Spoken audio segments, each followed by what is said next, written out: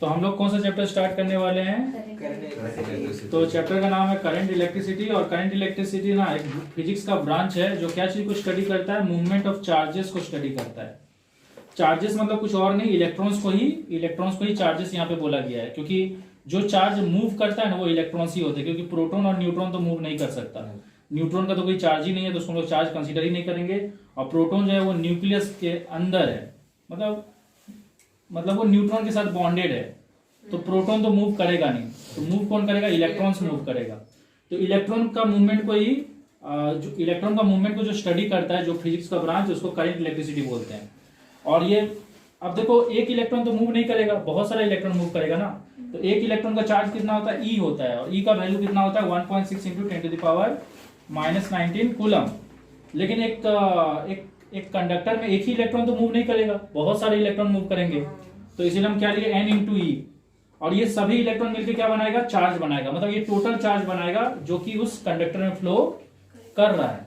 तो इसलिए चार्ज का सिंबल क्या होता है? Q होता है। और चार्ज हमेशा क्या होता है? इंटीजर मल्टीपल होता है। किसका इंटीजर मल्टीपल? किसका होता है? इलेक्ट्रॉन का, मतलब एक इलेक्ट्रॉन का। अरे क्योंकि एक कंडक्टर में तो बहुत सारा इलेक्ट्रॉन फ्लो करेगा ना, तो अगर चलो एक इलेक्ट्रॉन फ्लो कर रहा है तो चार्ज कितना हो जाएगा? 1 × e। दो इलेक्ट्रॉन फ्लो करेगा तो कितना हो जाएगा? 2 × e। तीन इलेक्ट्रॉन के लिए हो जाएगा 3 × e। मतलब हो गया कितना चार्ज हो जाएगा? 3 × e का मतलब हो गया 3 × 1.6। तो उससे आपको पता चल जाएगा कितना चार्ज फ्लो कर रहा है। समझ में आ रहा है मैं क्या बताना चाह रहा हूँ? अब देखो, ये जो चार्ज है ना, इसका यूनिट क्या होता है? कूलम होता है। और इस कूलम को रिप्रेजेंट किससे किया जाता है? कैपिटल सी से रिप्रेजेंट किया जाता है। इसलिए आप देख सकते हो कि इलेक्ट्रॉन का जो चार्ज है उसमें भी हम यहाँ पे कैपिटल सी लिखे हैं, क्योंकि वो इलेक्ट्रॉन का चार्ज है और चार्ज का यूनिट कूलम होता है। अब देखो, इलेक्ट्रिक करंट क्या होता है? यही चार्ज जब विथ रिस्पेक्ट टू किसके हिसाब से फ्लो करता है? टाइम के हिसाब से। अरे कोई भी चीज अगर मूव कर रहा है तो किसके हिसाब से मूव कर रहा है? टाइम के हिसाब से। तो जब चार्ज मूव करता है टाइम के हिसाब से तो उसको क्या बोलते हैं? इलेक्ट्रिक करंट बोलते हैं। और चार्ज का वैल्यू क्या है? एन है, क्योंकि बहुत सारा इलेक्ट्रॉन मूव करेगा। और कितना इलेक्ट्रॉन मूव करेगा मुझे पता नहीं है, तो इसलिए हम इसको एन ले लिए।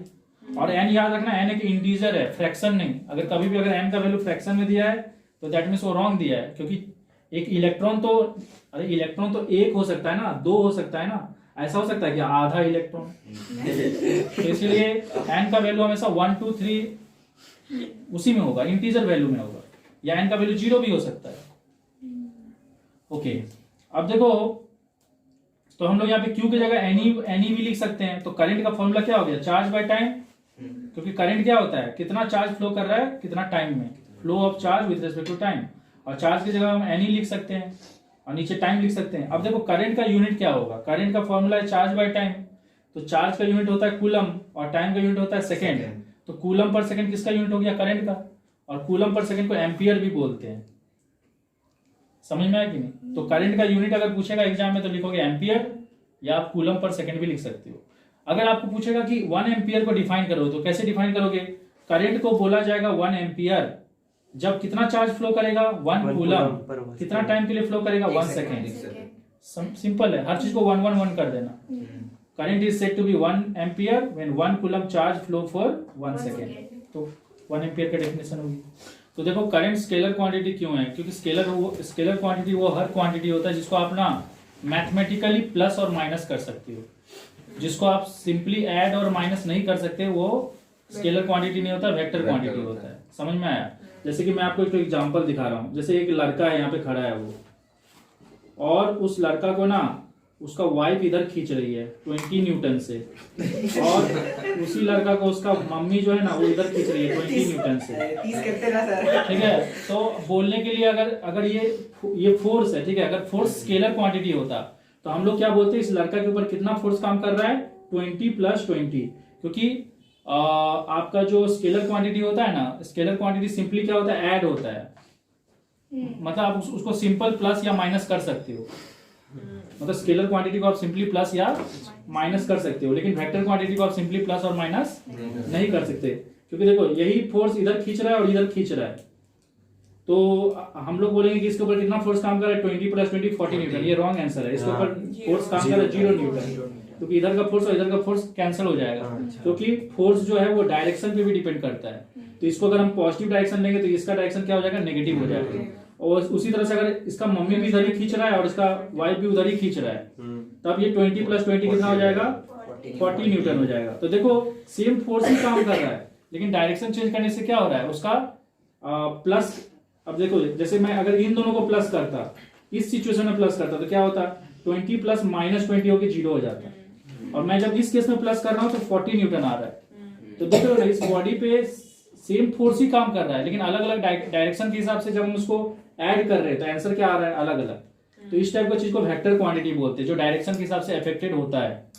लेकिन वो क्वांटिटी जिसको डायरेक्शन से कोई लेना देना नहीं है, जो सिंपली ऐड होता है, तो उस टाइप का क्वांटिटी को क्या बोलते हैं, स्केलर क्वांटिटी। जैसे देख रहे हो यहाँ पे करंट आ रहा है, यहाँ से भी करंट आ रहा है, यहाँ से भी आ रहा है, कौन सा डायरेक्शन से आ रहा है उससे लेना देना नहीं है। सिंपली क्या होगा, ये सारे करंट ऐड होके इधर जाएगा, कितना एम्पियर बन के, 9 एम्पियर बन के।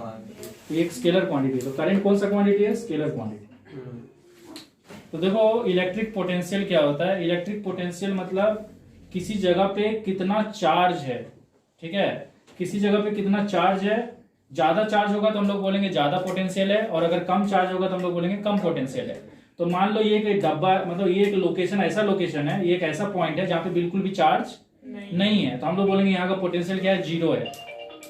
और इन्फिनिटी सोच लो, एक ऐसा पॉइंट है जहाँ पे बहुत सारा चार्ज है, तो वहां का पोटेंशियल क्या है, हाई है। समझ में आया। तो मैं यहाँ पे ना पोटेंशियल को बढ़ाना चाहता हूँ, यहाँ पे पोटेंशियल को क्या करना चाहता हूँ, बढ़ाना चाहता हूँ। मुझे उसके लिए मुझे क्या करना पड़ेगा, वहां से चार्ज को ले लेके यहाँ पे डालना पड़ेगा। समझ में आ रहा है कि नहीं। और मैं जब चार्ज को यहाँ से लेके यहाँ लाऊंगा तो उसके लिए मुझे क्या करना पड़ेगा, वर्क करना पड़ेगा। और मैं इसमें जितना चार्ज डालते जाऊंगा यहाँ का पोटेंशियल क्या होगा, बढ़ते जाएगा। तो मान लो मैं इसमें 5 चार्ज डाल दिया, तो इसका पोटेंशियल 5 चार्ज के बराबर हो गया। तो मैं अभी बोलूंगा कि इसका पोटेंशियल कितना है, 5 चार्ज के बराबर है। और ये 5 चार्ज यहाँ पे आया कैसे, वर्क करके आया। तो जितना ज्यादा वर्क करेंगे उतना ज्यादा चार्ज आएगा। एक बार वर्क करेंगे तो 1 चार्ज आएगा, 2 बार वर्क करेंगे 2 चार्ज आएगा। इसलिए इलेक्ट्रिक पोटेंशियल का डेफिनेशन क्या है, कितना वर्क करेंगे किसको लाने में, एक पॉजिटिव चार्ज को लाने में। कौन सा positive charge, unit positive charge, मतलब वो पॉजिटिव चार्ज जिसका वैल्यू कितना है, 1 है। समझ में आया। कितना वर्क करेंगे एक पॉजिटिव चार्ज को इन्फिनिटी से, इन्फिनिटी मतलब कोई कुछ दूरी से एक पॉइंट पे लाने में, एक कितना वर्क करना पड़ेगा इन्फिनिटी से एक यूनिट पॉजिटिव चार्ज को एक पॉइंट तक लाने में। वो जो वर्क होगा ना, वो उस पॉइंट में स्टोर हो जाएगा एज ए इलेक्ट्रिक पोटेंशियल। क्योंकि देखो एक बार वर्क करेंगे तो पोटेंशियल 1 यूनिट बढ़ जाएगा, 2 बार वर्क करेंगे तो पोटेंशियल 2 यूनिट बढ़ जाएगा, 3 बार वर्क करेंगे तो पोटेंशियल 3 यूनिट बढ़ जाएगा। जितना बार वर्क करोगे पोटेंशियल बढ़ते जाएगा। समझ में आ रहा है कि नहीं। तो इलेक्ट्रिक पोटेंशियल का डेफिनेशन है कितना वर्क करेंगे यूनिट पॉजिटिव चार्ज को इन्फिनिटी है, देखो ये इन्फिनिटी का सिंबल है, कितना वर्क करेंगे एक unit positive charge. Unit positive charge कौन है, क्यू है। उसको कहां से कहां लाना है, इन्फिनिटी से एक पॉइंट पे। तो वो जो वर्क करेंगे ना इस चार्ज को लाने में, वही वर्क यहाँ पे स्टोर होगा एज ए पोटेंशियल।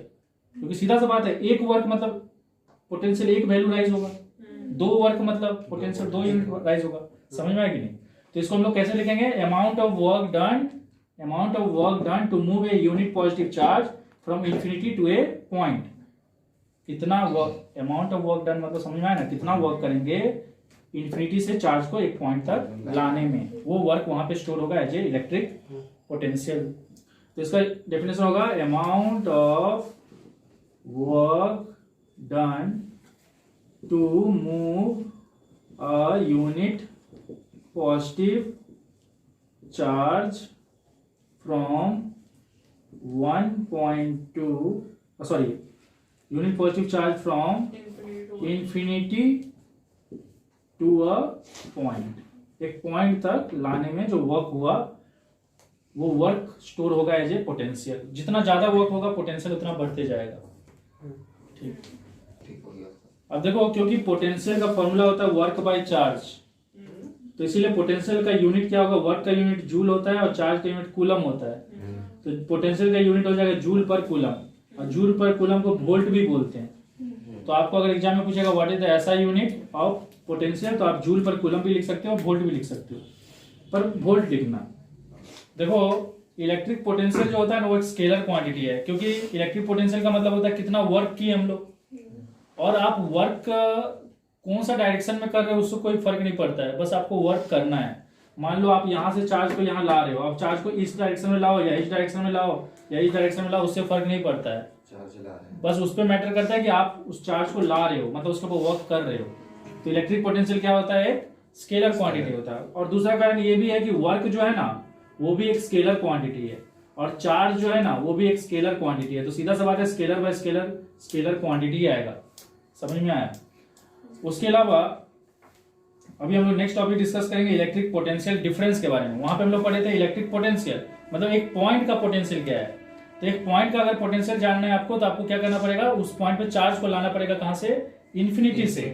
तो सोच लो इस पॉइंट का पोटेंशियल ज्यादा है, क्योंकि हम लोग इन्फिनिटी से क्या किए, इस पॉइंट पे ज्यादा चार्ज लाए, और इस पॉइंट का पोटेंशियल क्या है, कम है, क्योंकि हम लोग इन्फिनिटी से यहाँ पे कम चार्ज लाए। तो देखो यहाँ पे जो चार्ज आया वो भी इन्फिनिटी से ही आया, मतलब उस इन्फिनिटी से आने के कारण यहाँ का कुछ पोटेंशियल है, और यहाँ पे जो चार्ज आया वो भी कहां से आया, इन्फिनिटी से ही आया, मतलब यहाँ का भी कुछ पोटेंशियल है। लेकिन देख के ही पता चल रहा है कि इसमें ज्यादा वर्क किया गया है, इसलिए यहाँ पे ज्यादा चार्ज है, और यहाँ पे कम वर्क किया गया है इन्फिनिटी से लाने में, इसलिए यहाँ पे कम चार्ज है। तो इसका पोटेंशियल कम है और इसका पोटेंशियल क्या है, ज्यादा।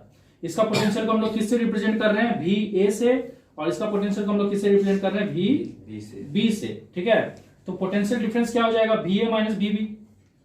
अब देखो पोटेंशियल डिफरेंस क्या होता है, पोटेंशियल डिफरेंस होता है कि एक पॉइंट से दूसरा पॉइंट पे लाने में कितना वर्क होगा। तो यहाँ पे ज्यादा चार्ज है ना, अब ये ज्यादा चार्ज को क्या करना है, इस पॉइंट पे लाना है। कब तक लाना है, जब तक कि दोनों जगह क्या हो जाए, बराबर ना हो जाए। इसको समझने के लिए आप ऐसे समझ सकते हो कि दो बकेट है, और एक बकेट में पानी और एक बकेट खाली है, और दोनों को अगर आप पाइप से कनेक्ट कर दोगे तो पानी कब तक फ्लो करेगा, जब तक कि दोनों में पानी का लेवल क्या हो जाएगा, बराबर ना हो जाए। समझ में आया कि नहीं? इसीलिए इलेक्ट्रिक पोटेंशियल डिफरेंस का डेफिनेशन क्या होता है, कितना वर्क किया एक पॉइंट से दूसरा पॉइंट तक चार्ज को लाने में। इसलिए हम लोग पोटेंशियल डिफरेंस का डेफिनेशन क्या लिखे हैं, work done to move a charge from point A to point B. कौन सा चार्ज को मूव कर रहे हैं, यूनिट पॉजिटिव चार्ज। एक तो चार्ज जो है उसका वैल्यू 1 है, तो एक एक करके लाएंगे ना। तो इसलिए इसका डेफिनेशन क्या है, amount of work done to move a unit positive charge from one point to another point. और इसलिए पोटेंशियल डिफरेंस में V A minus V B equal to हो गया, उसमें क्या था, यहाँ पे था इन्फिनिटी टू ए पॉइंट, और इसमें क्या है, point A to point B. अरे समझ में आ रहा है? बाकी यहाँ पे भी जूल बाय कूलम होगा यूनिट, और जूल बाय कूलम को वोल्ट बोलते हैं, तो उस हिसाब से पोटेंशियल डिफरेंस का भी यूनिट क्या होगा, वोल्ट ही होगा। समझ में आ रहा है कि नहीं? इसका यूनिट भी वोल्ट होगा और जूल पर कूलम होगा। पोटेंशियल डिफरेंस को डेल्टा वी से रिप्रेजेंट करते हैं। हाँ कर सकते। अच्छा ठीक है, मैं बात सुनो।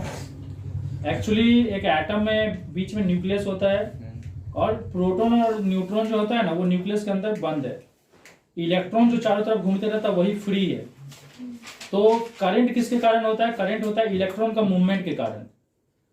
और इलेक्ट्रॉन कहां से कहां मूव करेगा, जहां पे ज्यादा इलेक्ट्रॉन है वहां से कहां मूव करेगा, जहां पे कम इलेक्ट्रॉन है। तो हम लोग नेगेटिव टर्मिनल किसको मानते हैं, जहां पे ज्यादा इलेक्ट्रॉन है, और पॉजिटिव टर्मिनल किसको मानते हैं, जहां पे कम इलेक्ट्रॉन है। और इन दोनों टर्मिनल को कौन ज्वाइन किया है, कंडक्टर ज्वाइन किया है। तो यहाँ पे ज्यादा इलेक्ट्रॉन है और यहाँ पे कम इलेक्ट्रॉन है। तो एक्चुअली अगर इलेक्ट्रॉन पॉइंट ऑफ व्यू देखा जाए तो हायर पोटेंशियल कौन है, नेगेटिव टर्मिनल, और लोअर पोटेंशियल कौन है, पॉजिटिव टर्मिनल। तो करंट एक्चुअली किसके कारण होता है, इलेक्ट्रॉन के कारण ही होता है। तो एक्चुअली में करंट का डायरेक्शन कहां से कहां होता है, नेगेटिव से पॉजिटिव। और इसीलिए करंट को क्या बोलते हैं, इलेक्ट्रॉनिक करंट बोलते हैं, क्योंकि करंट किसके कारण है, इलेक्ट्रॉन के कारण। लेकिन फॉर स्टडी पर्पस, कौन सा पर्पस के लिए, स्टडी पर्पस के लिए, सिर्फ स्टडी पर्पस के लिए क्या माना जाता है कि हायर पोटेंशियल कौन है, पॉजिटिव, और लोअर पोटेंशियल कौन है, नेगेटिव। समझ में आया? तो लेकिन बात ये उठता है कि अगर ये हायर पोटेंशियल है और ये लोअर पोटेंशियल है, तो यहां से यहां कुछ जाना भी तो चाहिए ना।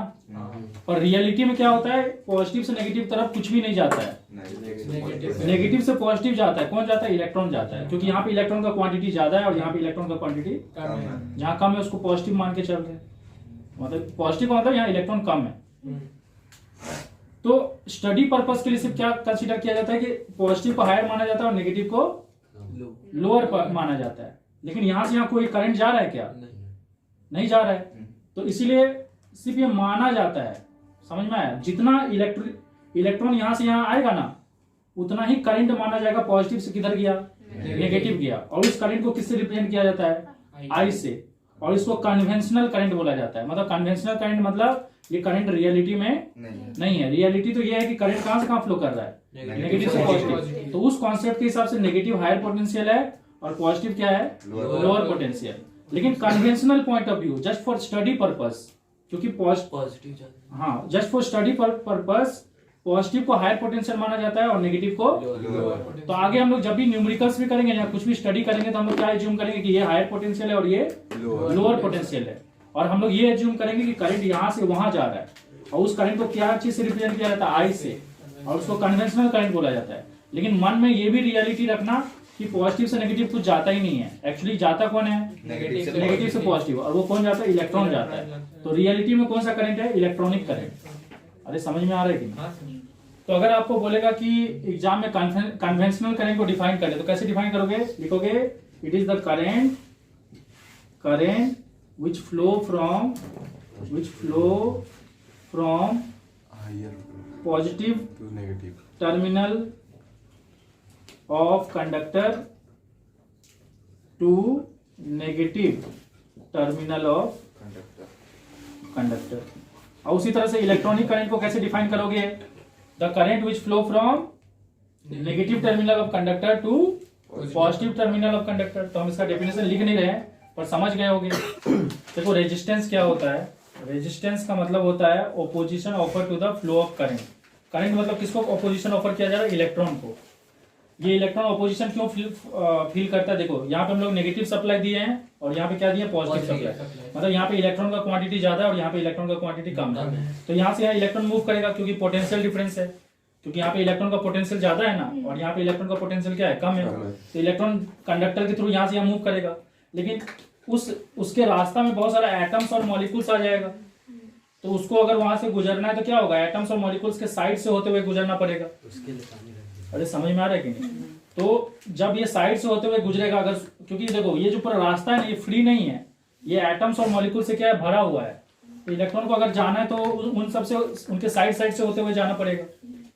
तो एक तरह से ओपोजिशन फील कर रहा है कि नहीं? अगर सोचो ये रास्ता पूरा फ्री रहता तो इलेक्ट्रॉन पूरा चले जाता सीधा।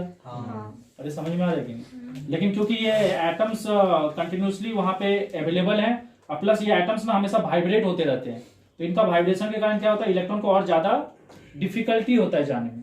सोच लो तुम ही लोग रोड में जा रहे हो और सामने में कोई गाड़ी वाला कभी दाएं जा रहा है कभी बाएं जा रहा है, तुमको आगे ही नहीं जाने दे रहा है, तो तुमको आगे जाने में डिफिकल्टी होगा कि नहीं?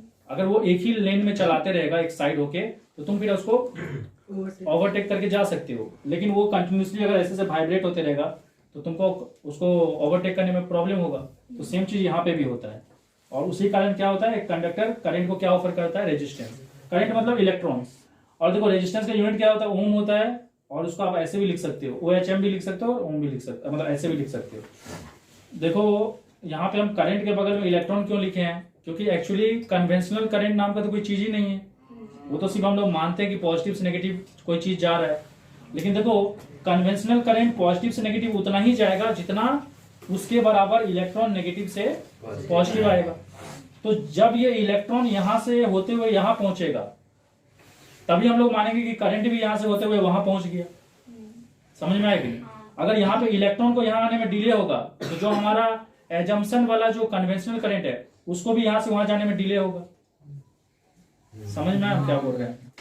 देखो ओम्स लॉ क्या बोलता है? ओम्स लॉ बोलता है कि अगर आप टेम्परेचर को कांस्टेंट कर दोगे, मतलब टेम्परेचर को चेंज होने नहीं दोगे। टेम्परेचर को कांस्टेंट क्यों किया जा रहा है? क्योंकि टेम्परेचर को अगर आप चेंज करोगे ना तो रेजिस्टेंस में भी चेंजेस आएगा। क्योंकि देखो टेम्परेचर बढ़ाओगे तो हम लोग जानते हैं कि ऑलरेडी एटम्स क्या करते रहता है? वाइब्रेट करते रहता है, और उसके कारण इलेक्ट्रॉन को ऑलरेडी प्रॉब्लम होता है जाने में नेगेटिव टर्मिनल से पॉजिटिव टर्मिनल।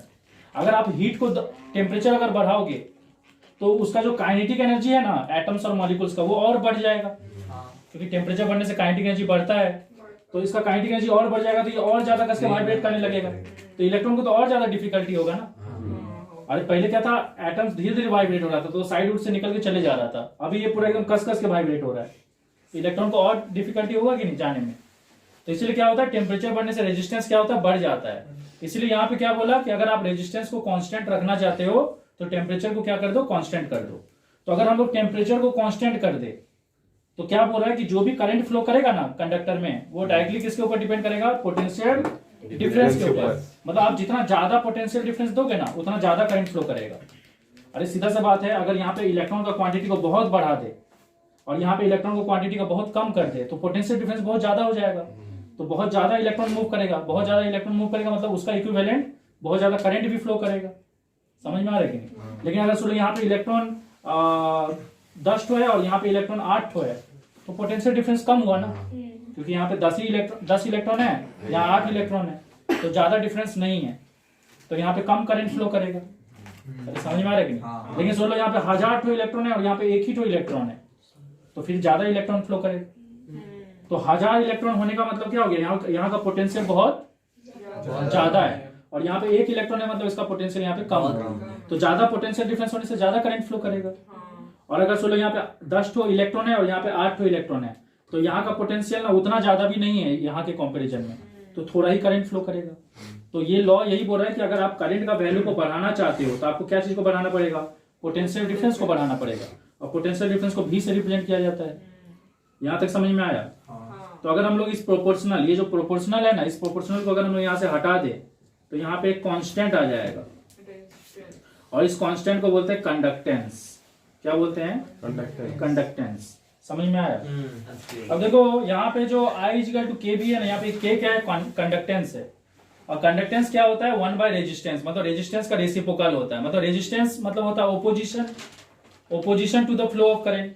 मतलब करंट को जितना डिफिकल्टी होगा उसका रेजिस्टेंस उतना ज्यादा होगा, कंडक्टर का रेजिस्टेंस उतना ज्यादा होगा। लेकिन रेजिस्टेंस जितना कम होगा कंडक्टेंस उतना ज्यादा होगा। तो कंडक्टेंस क्या होता है? रेजिस्टेंस का उल्टा होता है। तो वो होता है कितना मुश्किल से करंट जा रहा है, और ये होता है कितना आसान से करंट जा रहा है। ये होता है करंट को कितना ओपोजिशन मिल रहा है, और ये है करंट को कितना आसानी हो रहा है।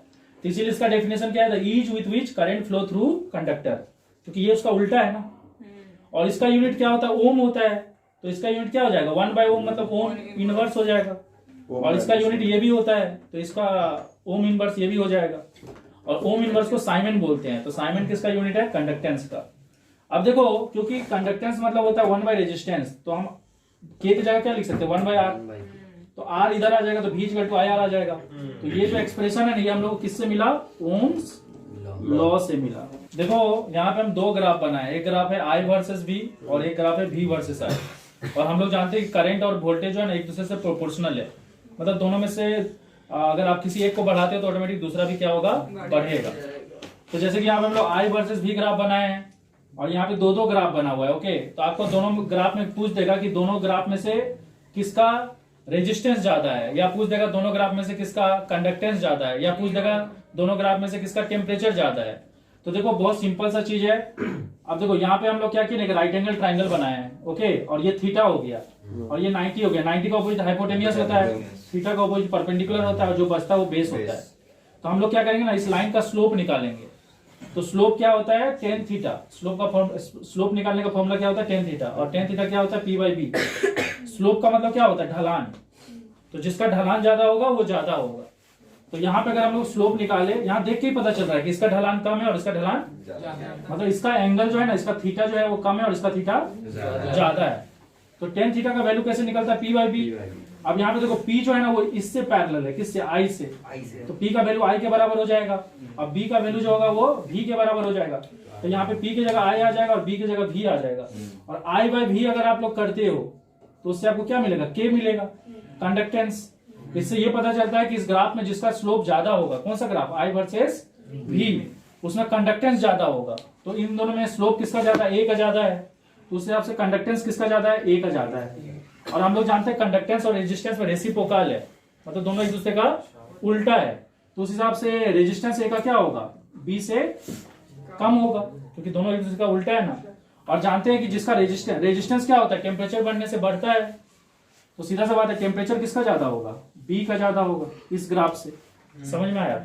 सेम चीज अब यहाँ पे आते हैं, ये है v वर्सेस I ग्राफ। यहाँ पे भी अगर हम एक राइट एंगल ट्राइंगल बनाए तो ये p किसके बराबर हो जाएगा? v के बराबर। और b किसके बराबर हो जाएगा? I के बराबर।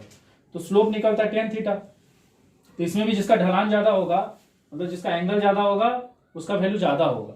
ओके, तो अगर हम लोग यहाँ पे tan थीटा का वैल्यू डाले तो p की जगह हम लोग डालेंगे v और b की जगह डालेंगे I। तो v/I से क्या निकलेगा? r निकलेगा। वी बाई आई से आर निकलेगा। तो V वर्सेस I ग्राफ का स्लोप से क्या निकलता है, रेजिस्टेंस, और I वर्सेस V ग्राफ का स्लोप से क्या निकलता है, कंडक्टेंस। तो इसमें जिसका स्लोप ज्यादा होगा उसका कंडक्टेंस ज्यादा होगा, और इसमें जिसका स्लोप ज्यादा होगा रेजिस्टेंस। तो इसमें अगर पूछेगा कि किसका रेजिस्टेंस ज्यादा है, तो A का रेजिस्टेंस जो है ना B से ज्यादा है। और कंडक्टेंस के पॉइंट ऑफ व्यू देखा जाए तो कंडक्टेंस और रेजिस्टेंस उल्टा होता है एक दूसरे का, रेसिप्रोकल। तो कंडक्टेंस B का ज्यादा है। और टेम्परेचर का बात करें तो जिसका रेजिस्टेंस ज्यादा होगा उसी का टेम्परेचर भी ज्यादा होगा। ये सारा चीज समझ में आया। देखो ओमिक रेजिस्टर क्या होता है, ओमिक रेजिस्टर मतलब ऐसे सब्सटेंस जो कि ओम्स लॉ को ओबे करता है। ओम्स लॉ को ओबे करता है मतलब जितना पोटेंशियल डिफरेंस को बढ़ाओगे करंट का वैल्यू भी क्या होगा, उतना बढ़ेगा, उसी प्रोपोर्शन में बढ़ेगा। मतलब अगर आप पोटेंशियल डिफरेंस को 10% बढ़ाओगे ना तो करंट का मात्रा भी 10% बढ़ जाएगा, ठीक है, इक्वल परसेंटेज में बढ़ेगा। तो देखो इसका जो V वर्सेस I ग्राफ बनता है ना, किसका, ओम्स लॉ के, जो ओम्स लॉ को ओबे करता है उसका ग्राफ सीधा बनता है। और ऐसे सब्सटेंस का एग्जांपल क्या है, सिल्वर, कॉपर और एल्युमिनियम, ठीक है, ये सब कंडक्टर है। और जो इलेक्ट्रोलाइट होता है ना, इलेक्ट्रोलाइट भी ओम्स लॉ को ओबे करते हैं। पर दोनों में फर्क क्या है, इसमें जो करंट होता है, इसमें जो करंट फ्लो करता है वो इलेक्ट्रॉन्स के कारण फ्लो करता है, और इसमें जो करंट फ्लो करता है वो आयंस के कारण फ्लो करता है। लेकिन ये सभी चीज किसको फॉलो करते हैं, ओम्स लॉ को फॉलो करते हैं। अगर आपसे पूछेगा सबसे बेस्ट कंडक्टर कौन है, सिल्वर है, सेकंड में कौन है, कॉपर, और थर्ड में है एल्युमिनियम। तो हमारा जो लोकेलिटी में जो वाइड सब रहता है ना मोहल्ला में, वो कॉपर, वो एल्युमिनियम का रहता है, ठीक है। और जितना भी इलेक्ट्रॉनिक आइटम रहता होगा वहां पे कॉपर और एल्युमिनियम, सॉरी कॉपर और सिल्वर सब यूज होता है क्योंकि सब कॉस्टली है। नॉन ओमिक रेजिस्टर क्या होता है, नॉन ओमिक रेजिस्टर ऐसे सब्सटेंस है जो ओम्स लॉ को ओबे नहीं करते हैं। अगर आप इसका V वर्सेस I ग्राफ बनाओगे तो इसका ग्राफ स्ट्रेट लाइन नहीं बनेगा। इससे ये पता चलता है कि वोल्टेज के जितना प्रोपोर्शन में बढ़ता है ना करंट, उतना प्रोपोर्शन में नहीं बढ़ता है। करंट उससे ज्यादा प्रोपोर्शन में भी बढ़ सकता है या करंट उससे कम प्रोपोर्शन में भी बढ़ सकता है। तो ऐसे सब्सटेंस का एग्जांपल क्या है, एलईडी हो गया, लाइट एमिटिंग डायोड, ठीक है। तो हम लोग जो एलईडी बल्ब लगाते हैं। सोलर सेल जो हो गया वो भी नॉन ओमिक रेजिस्टर है। फिलामेंट ऑफ बल्ब, पहले के टाइम में 100 वाट का जो बल्ब रहता था उसमें फिलामेंट होता था ना, वो भी ओम्स लॉ के ओबे नहीं करता है। फिर ट्रांजिस्टर कहाँ यूज होता है, रेडियो में यूज होता है, ठीक है, सिग्नल को एम्पलीफाई करने के लिए। जैसे कि आप वॉल्यूम बढ़ाते हो तो सिग्नल क्या हो, सॉरी आप वॉल्यूम बढ़ाते हो तो साउंड क्या होता है और तेज होता है, तो वहां पे ट्रांजिस्टर यूज होता है। उसके अलावा जंक्शन डायोड, ये जंक्शन डायोड जो है ना ये चार्जर उर्जर बनाने के लिए यूज होता है। जैसे कि आपका घर में जो सप्लाई आता है ना वो एसी सप्लाई है, लेकिन आपको मोबाइल को चार्ज करने के लिए डीसी सप्लाई चाहिए, तो ये डायोड वहां पे यूज होता है एक डिवाइस के तौर पे जिसका नाम है रेक्टिफायर। तो ये सब आप हायर क्लास में पढ़ोगे, तो ये सारा चीज समझ में आया है। बोलिए। देखो हम लोग अभी यहाँ पे डिस्कस करेंगे फैक्टर अफेक्टिंग रेजिस्टेंस, एक कंडक्टर का रेजिस्टेंस ऑफ कंडक्टर, एक कंडक्टर का रेजिस्टेंस को क्या क्या फैक्टर अफेक्ट करता है। तो सीधा सा बात है, रेजिस्टेंस कौन ऑफर करता है, एक कंडक्टर के अंदर जो एटम्स और मॉलिक्यूल्स होते हैं। तो सीधा सा बात है कि अगर कंडक्टर जितना लंबा होगा, कंडक्टर का लंबाई जितना ज्यादा होगा उतना ज्यादा मुश्किल होगा उसको नेगेटिव टर्मिनल से पॉजिटिव टर्मिनल पहुंचने में। अरे समझ में आ रहा है कि कंडक्टर का लंबाई जितना ज्यादा हो जाएगा वो उतना ज्यादा रेजिस्टेंस फील करेगा, क्योंकि उसके सामने उतने ज्यादा एटम्स और मॉलिक्यूल्स आएंगे। इससे पता चलता है कि रेजिस्टेंस और लेंथ ऑफ कंडक्टर क्या है, डायरेक्टली प्रोपोर्शनल है। मतलब लेंथ ऑफ कंडक्टर बढ़ेगा तो रेजिस्टेंस भी बढ़ेगा। सेकंड चीज है रेजिस्टेंस और area of cross section. Area of cross section का मतलब ये होता है, और एरिया ऑफ क्रॉस सेक्शन को थिकनेस ऑफ कंडक्टर भी बोला जाता है। तो आप थिकनेस भी बोल सकते हो या एरिया ऑफ क्रॉस सेक्शन भी बोल सकते हो। तो सीधा सा बात है, एरिया ऑफ क्रॉस सेक्शन जितना ज्यादा बढ़ेगा उतना ज्यादा इलेक्ट्रॉन यहाँ पे एंटर कर सकता है कि नहीं। अरे एरिया ऑफ क्रॉस सेक्शन जितना ज्यादा बढ़ेगा यहाँ पे ज्यादा इलेक्ट्रॉन एंटर करेगा कि नहीं, और ज्यादा इलेक्ट्रॉन अगर एंटर करेगा तो ज्यादा करंट फ्लो करेगा, और ज्यादा करंट फ्लो करने मतलब रेजिस्टेंस कम। अगर हम यहाँ पे एरिया ऑफ क्रॉस सेक्शन को बढ़ा दे तो यहाँ पे ज्यादा इलेक्ट्रॉन एंटर करेगा। अगर सोलो ये पतला सा तार रहता है एकदम, तो यहाँ पे कम इलेक्ट्रॉन एंटर कर पाता, और कम इलेक्ट्रॉन एंटर करता तो कम इलेक्ट्रॉन एंटर करना मतलब कम करंट, और कम करंट मतलब ज्यादा रेजिस्टेंस। तो इससे ये समझ में आ रहा है कि एरिया ऑफ क्रॉस सेक्शन अगर ज्यादा होगा तो ज्यादा करंट जाएगा, मतलब ज्यादा इलेक्ट्रॉन जाएगा, और ज्यादा इलेक्ट्रॉन जाने का मतलब ज्यादा करंट, और ज्यादा करंट का मतलब कम रेजिस्टेंस। तो इससे पता चलता है एरिया ऑफ क्रॉस सेक्शन और रेजिस्टेंस के बीच में क्या रिलेशन है, इनवर्स। तो रेजिस्टेंस ज्यादा होने के लिए एरिया ऑफ क्रॉस सेक्शन क्या होना चाहिए, कम होना चाहिए। तीसरा फैक्टर है टेम्परेचर, जिसके बारे में हम आप लोग को ऑलरेडी बता चुके हैं कि टेम्परेचर बढ़ेगा तो मॉलिक्यूल्स का जो वाइब्रेशन है वो बढ़ जाएगा, काइनेटिक एनर्जी बढ़ जाएगा, तो इलेक्ट्रॉन को और ज्यादा मुश्किल फेस करेगा। तो इसीलिए टेम्परेचर के साथ भी रेजिस्टेंस क्या है, डायरेक्टली प्रोपोर्शनल है। ये ऑलरेडी पहले भी डिस्कस हो चुका है। और एक तीसरा फैक्टर है नेचर ऑफ कंडक्टर। कंडक्टर किस टाइप का है, वो बहुत अच्छा कंडक्टर है या बहुत पुअर कंडक्टर है। पुअर कंडक्टर मतलब वो एक इंसुलेटर तो नहीं है, क्योंकि इंसुलेटर में क्या होता है, फ्री इलेक्ट्रॉन्स नहीं होते हैं, तो उस इलेक्ट्रॉन को कोई कैरी करने वाला मतलब उस करंट को कैरी करने वाला कोई चार्ज इसमें नहीं होगा। और अगर एक बहुत अच्छा कंडक्टर है तो उसमें बहुत ज्यादा क्वांटिटी ऑफ इलेक्ट्रॉन्स होगा जो उस करंट को इजीली उसमें कैरी कर सकता है। तो नेचर पे भी डिपेंड कर रहा है कि नहीं, कि एक वुड यूज करेंगे करंट को पास करने के लिए तो मुश्किल होगा, और एक अगर लोहा यूज करेंगे करंट को पास करने के लिए तो आसान होगा। तो अलग अलग मटेरियल के लिए रेजिस्टेंस भी क्या है, अलग अलग है। तो उस मटेरियल के ऊपर भी क्या होता है, डायरेक्टली डिपेंड करता है। तो अगर हम लोग इन सारे फैक्टर्स को कंबाइन कर दे, ठीक है, तो इसमें जो फिजिकल फैक्टर है जो हम लोग को दिख रहा है वो फैक्टर क्या क्या है, क्योंकि यहाँ पे किसका बारे में डिस्कस हो रहा है, कंडक्टर के बारे में। तो कंडक्टर का क्या क्या पैरामीटर यहाँ पे जो कंडक्टर का डायमेंशन को डिफाइन करता है, क्या क्या है, लेंथ और एरिया है। बाकी सब तो अदर फैक्टर है, लेकिन लेंथ और एरिया क्या है, उस कंडक्टर का अपना पैरामीटर है। तो इसीलिए उन दोनों का फैक्टर को अगर हम लोग ले लेंगे तो देखो रेजिस्टेंस डायरेक्टली लेंथ के ऊपर डिपेंड करता है और इनवर्सली किसके ऊपर डिपेंड करता है, एरिया के ऊपर। तो अगर इसको हम लोग कंबाइन कर देंगे तो क्या हो जाएगा, डायरेक्ट प्रोपोर्शनल हो जाएगा लेंथ बाय एरिया। और इस प्रोपोर्शनल को हटाने से यहाँ पे क्या आएगा, कांस्टेंट आएगा। और इस कांस्टेंट को क्या बोलते हैं, इस कांस्टेंट को बोलते हैं रेजिस्टिविटी। समझ में आया। और ये रेजिस्टिविटी को रो से रिप्रेजेंट किया जाता है। और आगे हम लोग डिस्कस करेंगे इसका यूनिट क्या होगा और डेफिनेशन भी इसका डिस्कस करेंगे। देखो R इक्वल टू हो गया रो एल बाई ए, जहाँ पे ये रो कांस्टेंट है इसको रेजिस्टिविटी बोलते हैं। इस रेजिस्टिविटी का यूनिट निकालना था, हम लोग क्या किए, रेजिस्टिविटी को वहीं छोड़ दिया, बाकी ए को इधर ले आए और एल को इधर ले आए। R का यूनिट ओम होता है, एरिया का यूनिट मीटर स्क्वायर होता है और लेंथ का यूनिट मीटर होता है। मीटर स्क्वायर और मीटर कट जाएगा तो रेजिस्टिविटी का यूनिट क्या हो जाएगा, ओम मीटर। समझ में आया कि नहीं। तो आप इसको शॉर्ट फॉर्म में चाहो तो ऐसे भी लिख सकते हो, ऐसे लिख सकते हो, ओम मीटर। बाकी अभी हम लोग डिस्कस करेंगे कि ये जो रेजिस्टिविटी है इसको हम लोग कैसे डिफाइन कर सकते हैं। तो हम लोग जानते हैं रेजिस्टिविटी इक्वल टू क्या होता है, resistance into area by length. अगर हम लोग एरिया को भी वन यूनिट ले लें और लेंथ को भी 1 यूनिट, इसका मतलब हुआ कि अगर आप सोचो एरिया ले लिए 1 सेंटीमीटर स्क्वायर तो लेंथ कितना हो जाएगा 1 सेंटीमीटर। और अगर आप एरिया ले लिए 1 मीटर स्क्वायर तो लेंथ कितना हो जाएगा 1 मीटर। तो अगर आप कोई ऐसा कंडक्टर लेते हो जिसका एरिया भी 1 यूनिट है और लंबाई भी 1 यूनिट है, उस टाइम जो वो रेजिस्टेंस ऑफर करेगा ना उसी को ही रेजिस्टिविटी बोलते हैं। तो रेजिस्टिविटी का डेफिनेशन क्या है, resistance offer by conductor of unit length and unit area of cross section. अरे क्योंकि देखो यहाँ पे एरिया भी कितना हो गया 1 हो गया और लेंथ भी कितना हो गया 1 हो गया। जब ये दोनों 1 हो जाएगा तो ये किसके बराबर हो जाएगा, रेजिस्टेंस के बराबर हो जाएगा ना। तो कौन सा कंडक्टर का रेजिस्टेंस के बराबर हो जाएगा, जिसका एरिया ऑफ क्रॉस सेक्शन भी 1 यूनिट है और लेंथ भी क्या है 1 यूनिट। इसीलिए रेजिस्टिविटी क्या है, रेजिस्टिविटी भी रेजिस्टेंस ही है, पर वो रेजिस्टेंस है जो कि कौन सा कंडक्टर ऑफर करता है, जिसका एरिया ऑफ क्रॉस सेक्शन भी 1 यूनिट है और लंबाई भी क्या है 1 यूनिट। तो इसको डिफाइन कैसे करेंगे, resistivity is the resistance offer by conductor of unit length and unit area of cross section. अरे समझ में आया क्यों, बात सुनो। देखो यहाँ पे हम लोग जो रेजिस्टिविटी के बारे में डिस्कस किए ना, तो हम लोग ऑलरेडी जानते हैं कि रेजिस्टेंस ना 4 फैक्टर पे डिपेंड करता है। लेंथ के ऊपर डायरेक्टली डिपेंड करता है, एरिया ऑफ क्रॉस सेक्शन के ऊपर डायरेक्टली डिपेंड करता है, उसके अलावा टेम्परेचर के ऊपर भी डायरेक्टली डिपेंड करता है और नेचर ऑफ मटेरियल के ऊपर भी डिपेंड करता है।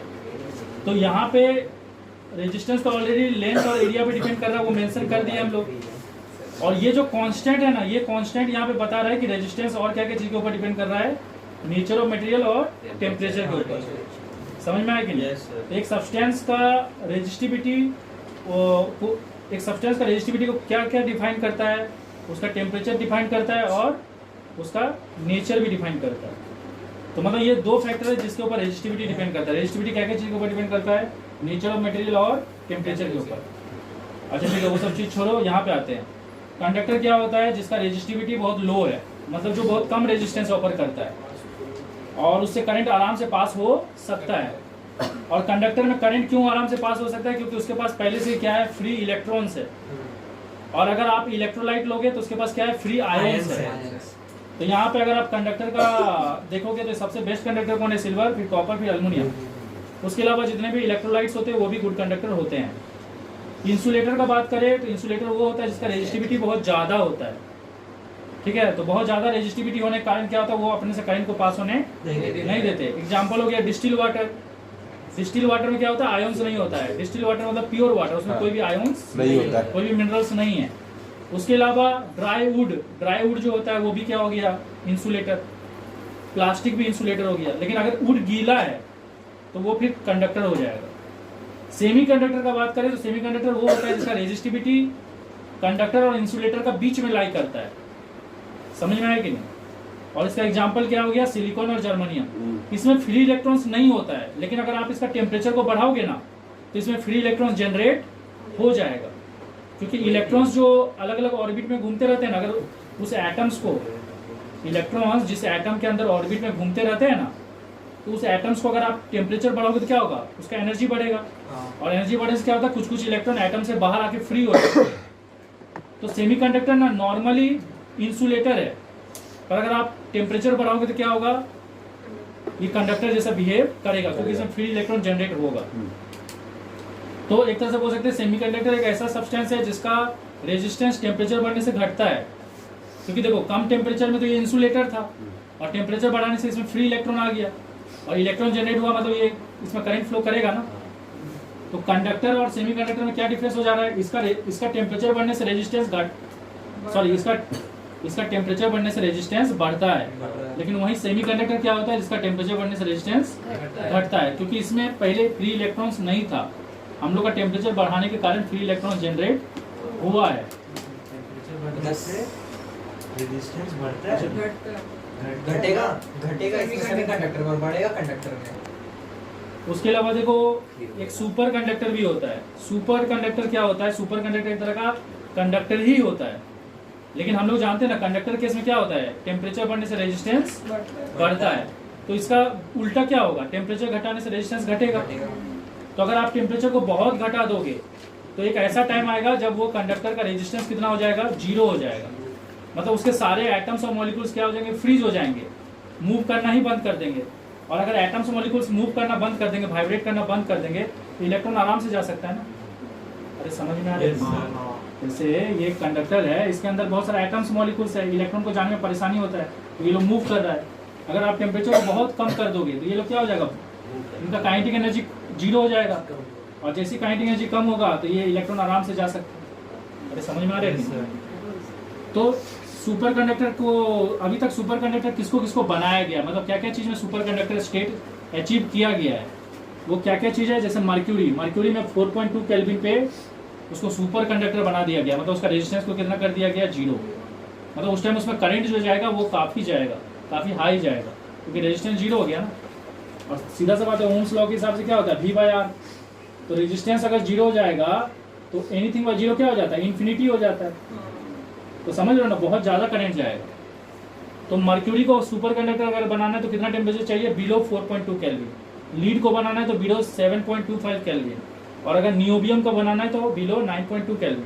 अभी तक इसी को ही बनाया गया सुपर कंडक्टर, और किसी चीज में वो स्टेट अचीव अभी तक नहीं किया गया जहाँ पे रेजिस्टेंस कितना हो जाए, 0 हो जाए। ये सारा चीज समझ में आ रहा है। रेजिस्टिविटी का मतलब होता है रेजिस्टेंस, जो कि कौन सा कंडक्टर ऑफर करता है, जिसका लंबाई 1 यूनिट है और एरिया ऑफ क्रॉस सेक्शन भी 1 यूनिट है। मतलब रेजिस्टिविटी का मतलब रेजिस्टेंस ही होता है। तो कंडक्टिविटी क्या होता है, कंडक्टिविटी क्या होता है, रेजिस्टिविटी का उल्टा होता है, रेसिप्रोकल ऑफ रेजिस्टिविटी। मतलब रेजिस्टिविटी का मतलब क्या हो गया कि करंट को कितना मुश्किल होगा जाने में, क्योंकि रेजिस्टिविटी का मतलब रेजिस्टेंस होता है। तो जितना ज्यादा रेजिस्टेंस होगा उतना ज्यादा रेजिस्टिविटी होगा। तो रेजिस्टिविटी का मतलब हो गया कि करंट को जानने में कितना मुश्किल हो रहा है। तो कंडक्टिविटी क्या है, उसका उल्टा है। तो कंडक्टिविटी का मतलब क्या हो जाएगा, करंट को जानने में कितना आसानी होगा। समझ में आया कि? तो अगर आपको एग्जाम में पूछेगा कंडक्टिविटी का डेफिनेशन, तो आप सिंपली लिख सकते हो रेसिप्रोकल ऑफ रेजिस्टिविटी। मतलब जिसका रेजिस्टिविटी कम होगा उसका कंडक्टिविटी क्या होगा, ज्यादा होगा। मतलब जो कम रेजिस्टेंस ऑफर करेगा उसमें करंट और आसानी से जा पाएगा। समझ में आएगा? अब देखो कंडक्टिविटी का सिंबल होता है सिग्मा, और दैट इज इक्वल टू होता है 1/ρ। रो किसका सिंबल होता है, रेजिस्टिविटी का, और सिग्मा सिंबल होता है कंडक्टिविटी का। सिग्मा ऐसे लिखते हैं, ऐसे ऐसे करके ऐसे। इसका यूनिट क्या हो जाता है कंडक्टिविटी का, देखो रेजिस्टिविटी का यूनिट है ओम मीटर। रेजिस्टिविटी का यूनिट क्या है, ओम मीटर, हम लोग डिस्कस कर चुके हैं। तो कंडक्टिविटी का यूनिट क्या हो जाएगा, ओम मीटर का इनवर्स, मतलब ओम इनवर्स मीटर इनवर्स। और ओम इनवर्स को साइमन भी बोला जाता है। तो आप साइमन मीटर इनवर्स भी बोल सकते हो किसका यूनिट, कंडक्टिविटी का। ओके अभी देखो हमारे मोहल्ला में जो बिजली का तार आता है उसके थ्रू क्या किया जा रहा है, इलेक्ट्रिसिटी को ट्रांसमिशन किया जा रहा है। कहीं पे इलेक्ट्रिसिटी प्रोड्यूस हो रहा होगा उसको हमारे घर तक ट्रांसफर किया जा रहा है। ट्रांसफर किया जा रहा है मतलब क्या, ट्रांसमिशन किया जा रहा है। तो ट्रांसमिशन के लिए जो तार यूज होता है वो क्या क्या चीज से बना होता है, कॉपर और एल्यूमिनियम से। ज्यादातर हमारे एरिया में एल्यूमिनियम ही रहता है, ठीक है, क्योंकि कॉपर बहुत ज्यादा कॉस्टली है। तो ये सब ट्रांसमिशन पर्पस के लिए यूज होता है ये वायर। रेजिस्टेंस वायर, अगर सोच लो तुम्हारा घर में तुम एक बल्ब लगा रही हो और बल्ब को ना 10 एम्पियर करंट चाहिए, मतलब बल्ब को जलाने के लिए कितना करंट चाहिए, 10 एम्पियर। लेकिन तुम्हारे घर में जो सप्लाई आ रहा है वो 20 एम्पियर आ रहा है, तो तुमको करंट को कम करना पड़ेगा ना। करंट को कम करने के लिए क्या करना पड़ेगा, बल्ब का रेजिस्टेंस को बढ़ाना पड़ेगा। तो बल्ब का रेजिस्टेंस बढ़ाने के लिए क्या करेंगे, बल्ब के साथ हम एक्स्ट्रा रेजिस्टेंस ऐड कर देंगे। तो वो जो रेजिस्टेंस ऐड करेंगे जिसके कारण बल्ब में क्या होगा, हम जितना करंट चाहते हैं जाना उतना ही जाएगा। अरे समझ में आ रहा है कि नहीं? Yes, sir. अरे कोई चीज को तुम्हारे घर में ना सप्लाई ज्यादा ही है, लेकिन तुम जिसको वो सप्लाई देना चाहते हो उसको कम सप्लाई चाहिए, तो उसके साथ अगर हम एक रेजिस्टेंस लगा देंगे तो रेजिस्टेंस लगाने से क्या होता है, करंट कम हो जाता है। क्योंकि हम लोग जानते हैं R इक्वल टू क्या होता है, V/I। तो करंट को अगर कम करना है तो रेजिस्टेंस को क्या करना पड़ेगा, बढ़ाना पड़ेगा। तो रेजिस्टेंस, कौन सा रेजिस्टेंस को ऐड किया जाता है उन अप्लायंसेस के साथ, वो है मैंगनीन और कॉन्स्टेंटन, क्योंकि इनका रेजिस्टेंस काफी ज्यादा होता है। फ्यूज वायर, घर में ना जो आपका ना बिजली का तार होता है उसमें 2 तार होता है, एक होता है लाइव वायर और एक होता है न्यूट्रल वायर। लाइव वायर वो होता है जिसमें 220 वोल्ट का सप्लाई रहता है, और न्यूट्रल वायर वो होता है जिसमें 0 वोल्ट का सप्लाई होता है। ताकि अगर आप यहाँ पे एक बल्ब को लगाओगे ना तो यहाँ पे क्या होगा, पोटेंशियल डिफरेंस, यहाँ का पोटेंशियल ज्यादा और यहाँ का पोटेंशियल कम, तो यहाँ से यहाँ करंट फ्लो करेगा। और करंट फ्लो करने के कारण ये क्या होगा, ये बल्ब जलेगा। अरे समझ में आ रहा है कि? तो फ्यूज क्या करता है, सोच लो किसी कारण से ना बल्ब में ना ज्यादा करंट आ रहा है, सोच लो कुछ गड़बड़ हो गया है, कुछ प्रॉब्लम हो गया और फ्यूज और बल्ब में ना बहुत ज्यादा करंट आ रहा है, और सोच लो बल्ब को ना चलने के लिए कितना करंट चाहिए, 10 एम्पियर, लेकिन उसमें ना ज्यादा करंट आ रहा है, मान लो 20 एम्पियर करंट आ रहा है। तो इतना ज्यादा करंट आएगा तो क्या होगा, बल्ब खराब हो जाएगा, फ्यूज हो जाएगा। अरे क्योंकि उतना करंट वो बर्दाश्त नहीं कर पाएगा। तो अगर हम इस बल्ब के रास्ता में एक फ्यूज लगा दे तो फ्यूज क्या करता है ना, फ्यूज जैसे ही देखेगा ज्यादा करंट जा रहा है ना, तो ज्यादा करंट जाने से क्या होता है, वायर ना गर्म हो जाता है, और ज्यादा गर्म होने से क्या होता है, फ्यूज मेल्ट हो जाता है। जैसे ही मेल्ट हो जाएगा तो ये रास्ता क्या होगा, कट जाएगा, तो और करंट और करंट अगर आगे नहीं जाएगा तो बल्ब ना डैमेज होने से बच जाएगा। तो फ्यूज एक सेफ्टी डिवाइस है जो कि किस में लगाया जाता है, लाइव वायर में लगाया जाता है, जस्ट इसलिए कि कभी भी अगर ज्यादा करंट जाएगा ना तो फ्यूज ना रास्ता को क्या करेगा, ब्रेक कर देगा, ताकि ज्यादा करंट ना जाए और बल्ब या पंखा या टीवी आपके घर में जो भी अप्लायंसेस है वो डैमेज होने से क्या हो जाए, बच जाए। तो ये फ्यूज क्या चीज से बनता है, ये एक एलॉय है। क्या क्या चीज का एलॉय है, टीन और लीड। और ये टीन और लीड का जो एलॉय होता है इसका मेल्टिंग पॉइंट बहुत कम होता है, मतलब अगर थोड़ा सा भी गर्मी एक्सेस हुआ ना तो पिघल जाएगा। अरे समझ में आ रही है? उसके बाद है फिलामेंट ऑफ बल्ब। अब देखो बल्ब का जो फिलामेंट होता है ना वो ऐसा तार यूज किया जाता है जिसका रेजिस्टेंस क्या होना चाहिए, बहुत ज्यादा होना चाहिए। क्योंकि देखो ज्यादा रेजिस्टेंस होने से क्या होगा, करंट को इसमें जाने से मुश्किल होगा, और जब कोई चीज को जाने में मुश्किल होता है तो वहां पे क्या होता है, हीट जनरेट होता है। तुम ही समझ लो तुम ना इस रूम से बाहर जाना चाहता है पर तुमको 2-3 जन पकड़ ले, लेकिन फिर भी तुम फोर्सिबली बाहर जाएगा तो हीट जनरेट होगा कि नहीं, तुम्हारा बॉडी बहुत हीट हो जाएगा। तो कोई लाइट एनर्जी कैसे प्रोड्यूस होता है, सबसे पहले करंट जाता है, करंट को जाने में इसमें क्या होता है, ज्यादा रेजिस्टेंस फील करता है, ज्यादा रेजिस्टेंस के कारण पहले क्या जनरेट होता है, हीट, और हीट एनर्जी फिर किस फॉर्म में दिखता है, in the form of light. समझ में आ रहा है कि नहीं? तो इसीलिए बल्ब का जो फिलामेंट होता है वो किससे बनता है, टंगस्टन से, क्योंकि टंगस्टन का रेजिस्टेंस क्या होता है, बहुत ज्यादा होता है। उसके बाद आते हैं हीटिंग एलिमेंट, जैसे हमारे घर में हीटर यूज होता है, टोस्टर यूज होता है, ओवन यूज होता है, ये सब क्या करते हैं, खाना को पकाते हैं। तो हम लोग को यहाँ पे फिर से कुछ ऐसा वायर यूज करना पड़ेगा जो कि बहुत ज्यादा क्या हो जाए, गर्म हो जाए। तो करंट जैसे ही जाएगा तो क्या करेगा, ये ज्यादा रेजिस्टेंस ऑफर करेगा, ज्यादा रेजिस्टेंस ऑफर करेगा तो ओपोजिशन के कारण क्या होगा, बहुत ज्यादा हीट जनरेट होगा, और उस हीट से हम लोग क्या कर सकते हैं, खाना को पका सकते हैं। तो हीटिंग एलिमेंट के तौर पे कौन सा वायर यूज होता है, निक्रोम वायर यूज होता है। अरे समझ में आ रहा है? तो ये सब अलग अलग टाइप का वायर है जो अलग अलग पर्पस के लिए यूज होता है। पॉज कर दो। देखो ये कंडक्टर है जिसका लंबाई L है और एरिया क्रॉस सेक्शन A है। तो वॉल्यूम क्या होगा, A इंटू एल, क्योंकि वॉल्यूम का फॉर्मूला ये भी होता है area of cross section into height, क्योंकि एरिया मतलब तो लेंथ इंटू ब्रेथ हो जाता है ना, तो length into breadth into height होता है, तो लेंथ इंटू ब्रेथ तो एरिया होता है ना, तो एरिया इंटू हाइट भी वॉल्यूम हो गया। तो अगर मुझे अगर मैं इस कंडक्टर को ना गर्म करके छोटा कर दूं मतलब इसका लंबाई को कम कर दूं तो इसका चौड़ाई क्या होगा, बढ़ जाएगा। लेकिन इसका वॉल्यूम में कोई बदलाव आएगा क्या? नहीं आएगा। तो देखो अगर आप लेंथ को ना n टाइम्स घटा दो तो एरिया क्या होगा, n टाइम्स बढ़ जाएगा। क्यों? ताकि वॉल्यूम में कोई बदलाव ना आए। पहले कितना वॉल्यूम था, a इंटू एल। अब देखो एरिया को अगर आप n टाइम्स बढ़ा दिए तो लेंथ क्या हो गया, n टाइम्स घट गया और n करके क्या हो जाएगा, समझ में आया कि नहीं? और जैसे इसका उल्टा भी बोल सकते हैं, अगर आप एरिया को n टाइम्स घटा दिए तो लेंथ क्या होगा, n टाइम्स बढ़ जाएगा और स्टिल वॉल्यूम में कोई बदलाव नहीं आएगा। समझ में आ रहा है कि? तो इस कॉन्सेप्ट को याद रखना कि जब भी लेंथ 3 टाइम्स घटेगा तो एरिया 3 टाइम्स क्या होगा, बढ़ जाएगा। या एरिया अगर डबल हो जाएगा तो लेंथ आधा हो जाएगा। समझ में आ रहा है कि नहीं? तो इसी कॉन्सेप्ट पे एक क्वेश्चन अगर आपको एग्जाम में से पूछ दिया कि सोच लो कि कंडक्टर का लंबाई ना 3 टाइम्स बढ़ गया तो सीधा सा बात है उसका एरिया 3 टाइम्स घट जाएगा। तो बोलेगा कि उसका नया रेजिस्टेंस निकालो। तो पुराना रेजिस्टेंस क्या था, रो एल बाई ए। नया रेजिस्टेंस क्या हो जाएगा, R dash equal to rho L dash by A dash. क्योंकि हम लोग मटेरियल को चेंज नहीं किए, मटेरियल अभी भी वही है। तो इसका रेजिस्टिविटी में कोई फर्क नहीं आएगा क्योंकि रेजिस्टिविटी दो चीज के ऊपर डिपेंड करता है, मटेरियल पे और टेम्परेचर पे। तो उसको तो हम लोग चेंज नहीं कर रहे हैं ना। ओके, तो लेंथ कितना हो जाएगा, 3 टाइम्स पुराना लेंथ और एरिया क्या हो जाएगा उसका बाई 3। तो ये 3 ऊपर चले जाएगा क्या हो जाएगा 9। तो 9 रो एल बाई ए और रो एल बाई ए कौन सा था, पुराना रेजिस्टेंस। तो नया रेजिस्टेंस जो होगा ना, पुराना रेजिस्टेंस का कितना टाइम्स हो जाएगा, 9 गुना हो जाएगा।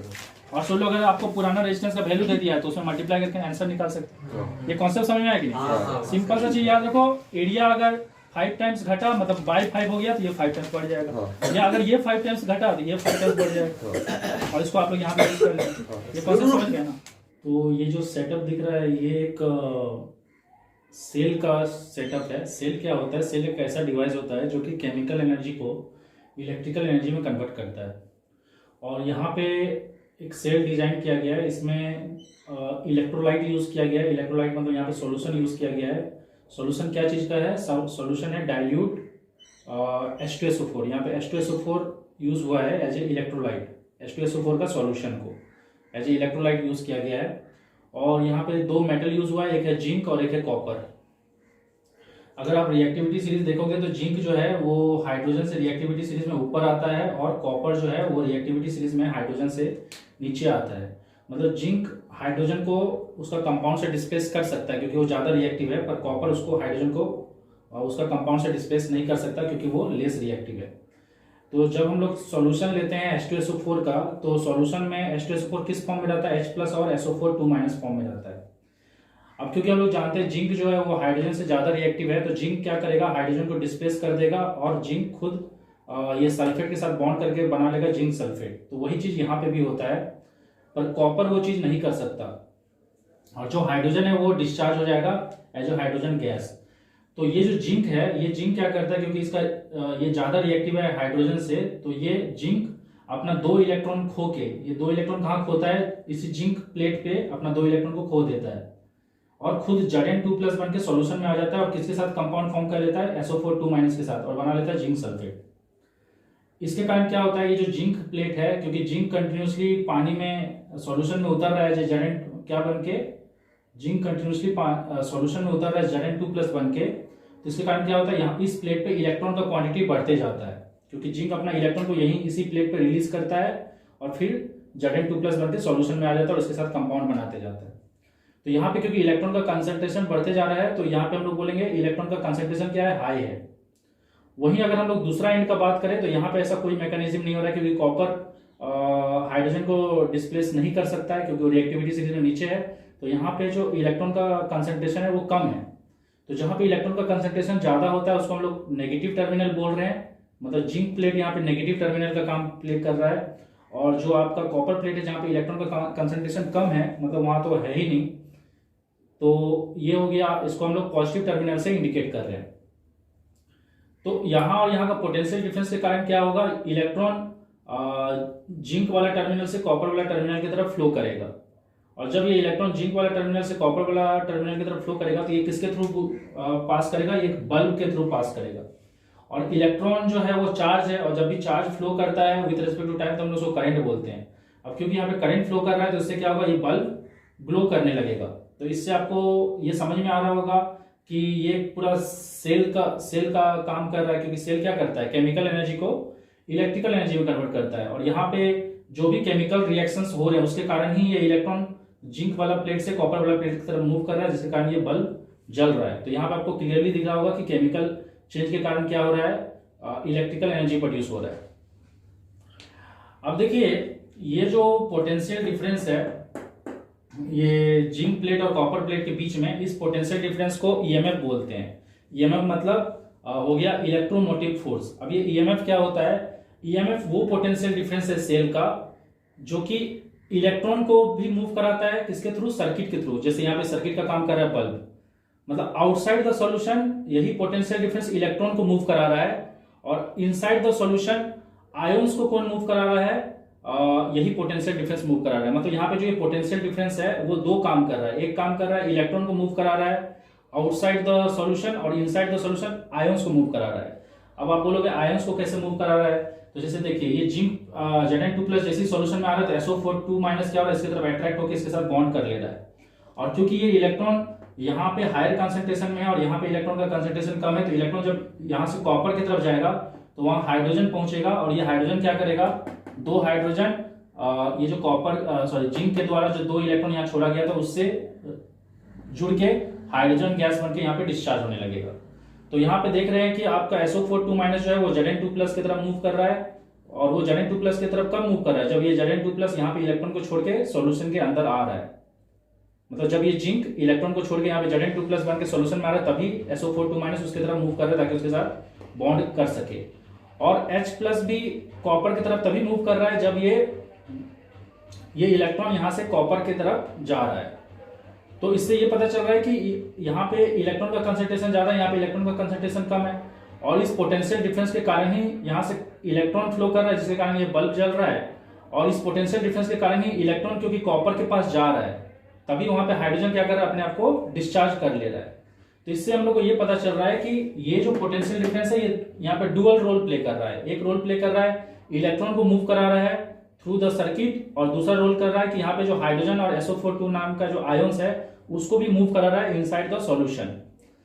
तो ये जो पोटेंशियल डिफरेंस है, ये जो ओवरऑल पोटेंशियल डिफरेंस जो इलेक्ट्रॉन को भी मूव करा रहा है और आयंस को भी मूव करा रहा है, उसको ईएमएफ बोलते हैं। तो यहाँ पे देखिए हम लिखे भी है ईएमएफ क्या करता है, इलेक्ट्रॉन को भी मूव कराता है और आयंस को भी मूव कराता है। इलेक्ट्रॉन को कहाँ मूव कराता है, आउटसाइड द सर्किट, इलेक्ट्रॉन को मूव कराता है इन द सर्किट, मतलब आउटसाइड द सॉल्यूशन। इलेक्ट्रॉन को मूव कराता है सॉल्यूशन से बाहर, और आयंस को मूव कराता है सॉल्यूशन के अंदर। अब देखिए ये जो ईएमएफ है ये दो पार्ट में डिवाइड हो गया, क्योंकि ये जो पोटेंशियल डिफरेंस है इसमें से एक पार्ट इलेक्ट्रॉन को मूव करा रहा है और एक पार्ट आयन को मूव करा रहा है। तो जो पार्ट इलेक्ट्रॉन को मूव कराता है ना उसको हम लोग टर्मिनल वोल्टेज बोलते हैं। मतलब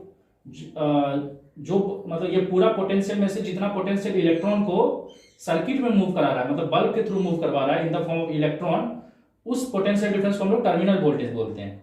और इस पूरा पोटेंशियल में से जितना पोटेंशियल आयंस को मूव करा रहा है सॉल्यूशन के अंदर उसको हम लोग वोल्टेज ड्रॉप बोलते हैं। और ये वोल्टेज ड्रॉप मतलब ये जो पोटेंशियल डिफरेंस है जो कि आयंस को मूव करा रहा है उसको पूरा क्या बोलते हैं, voltage drop across internal resistance of cell. मतलब यहाँ पे ये माना जा रहा है कि जितना भी पोटेंशियल डिफरेंस जनरेट हो रहा है ना उसमें से सारा पोटेंशियल डिफरेंस इलेक्ट्रॉन को मूव कराने में ही नहीं चले जा रहा है, उसमें से कुछ पोटेंशियल डिफरेंस आयंस को मूव कराने में लॉस हो जा रहा है। इसलिए हम लोग यहाँ पे लिखे वोल्टेज ड्रॉप मतलब वोल्टेज लॉस हो जा रहा है।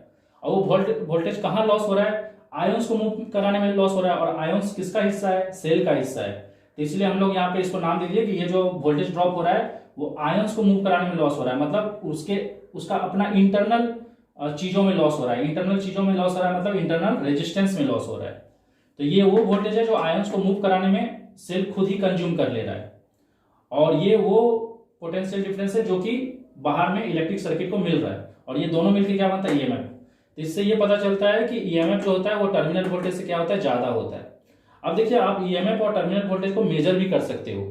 इसको मेजर करने का तरीका क्या है, अगर आप ईएमएफ मेजर करना चाहते हो तो ईएमएफ मेजर करने का सिंपल तरीका है, आप एक सेल का पोटेंशियल डिफरेंस को तब नापो जब वो किसी भी सर्किट से कनेक्टेड नहीं है। जैसे आप देख सकते हो ये एक सेल है और इसका पोटेंशियल डिफरेंस कितना है, 1.5 वोल्ट। मतलब हम सोच लीजिए मार्केट से एक सेल खरीद के लाए और उस पर 1.5 वोल्ट लिखा है, मतलब वो उसका ईएमएफ है, वो उसका टर्मिनल वोल्टेज नहीं है।